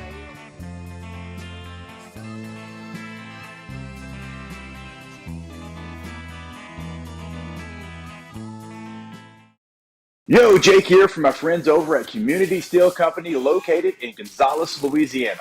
The local place you can turn to for all of your metal building needs. Notice I said local, not Houston, not Dallas, not Atlanta, but right here in Gonzales. Visit them at their brand new state-of-the-art website at communitysteelco.com or pick up the phone and give them a call today to answer all of your questions on your metal buildings, roofing and sheet metal, and any other steel needs you or your business need at 225-647-2020. I've been doing business with Luba for 25 years. They're dependable, trustworthy. It's just the attention to detail with our clients. Our folks have years and years of experience. They're highly trained professionals, but many companies have that asset. What I'd like to think makes Luba a bit different is that we use those talents in a way that truly is dedicated to serving the needs of the folks who depend on us. Gulf Coast Bank and Trust is giving our customers the power to bank anywhere, anytime during this challenging event. And we're right there with you. Our mobile banking app is a smart way to manage your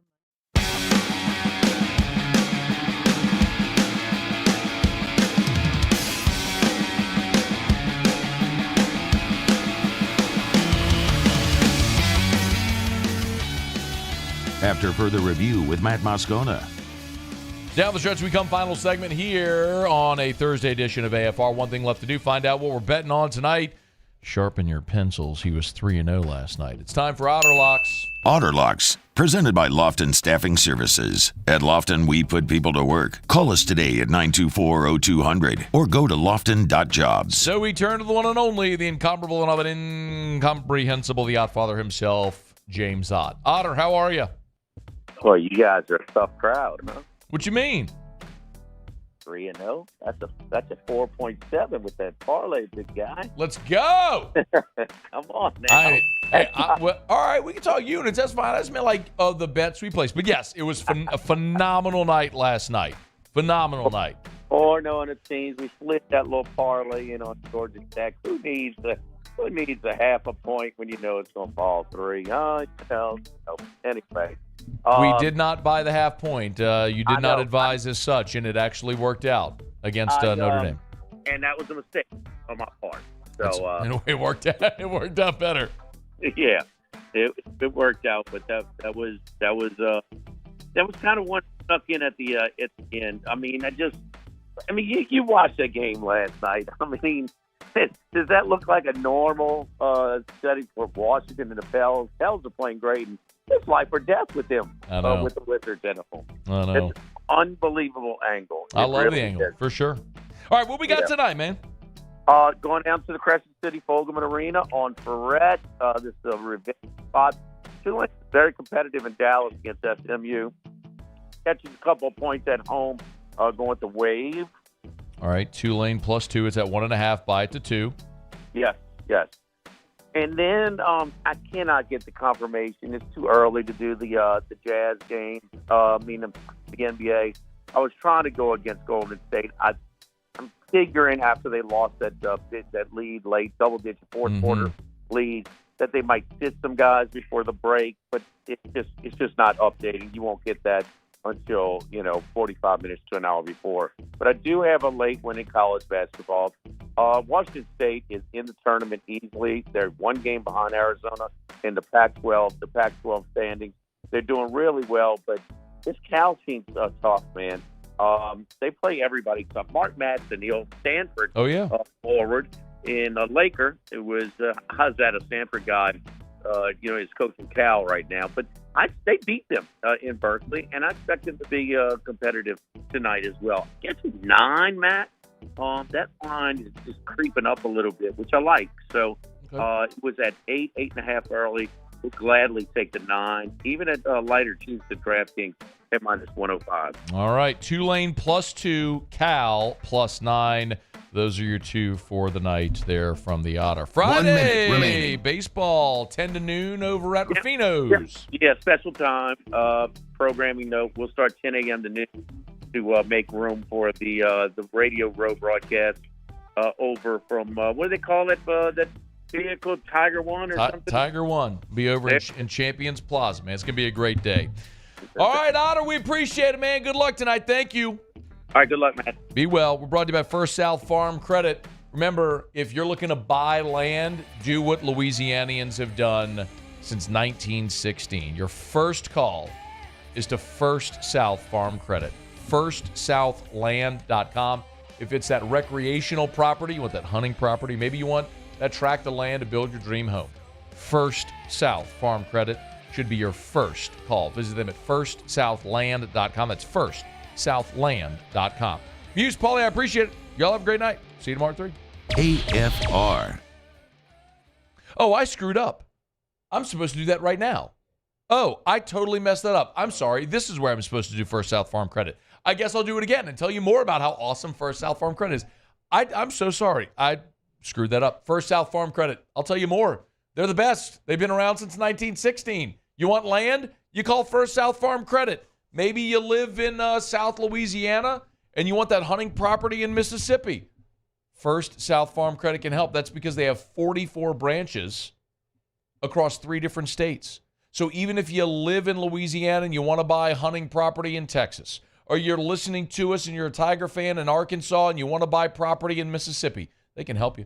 It's First South Farm Credit. Visit them online at FirstSouthLand.com. That's the website, FirstSouthLand.com for First South Farm Credit. Since 1916, make sure you ask about that patronage refund as well. It's First South Farm Credit. FirstSouthLand.com. Bayou Ford has new 23 Ford F-150 STX trucks for only $39,995. $39,995 plus 1.9% financing for 72 months. And all new Bayou Ford vehicles come with a 1 million mile warranty. The crew at Bayou Ford is going to do right by you.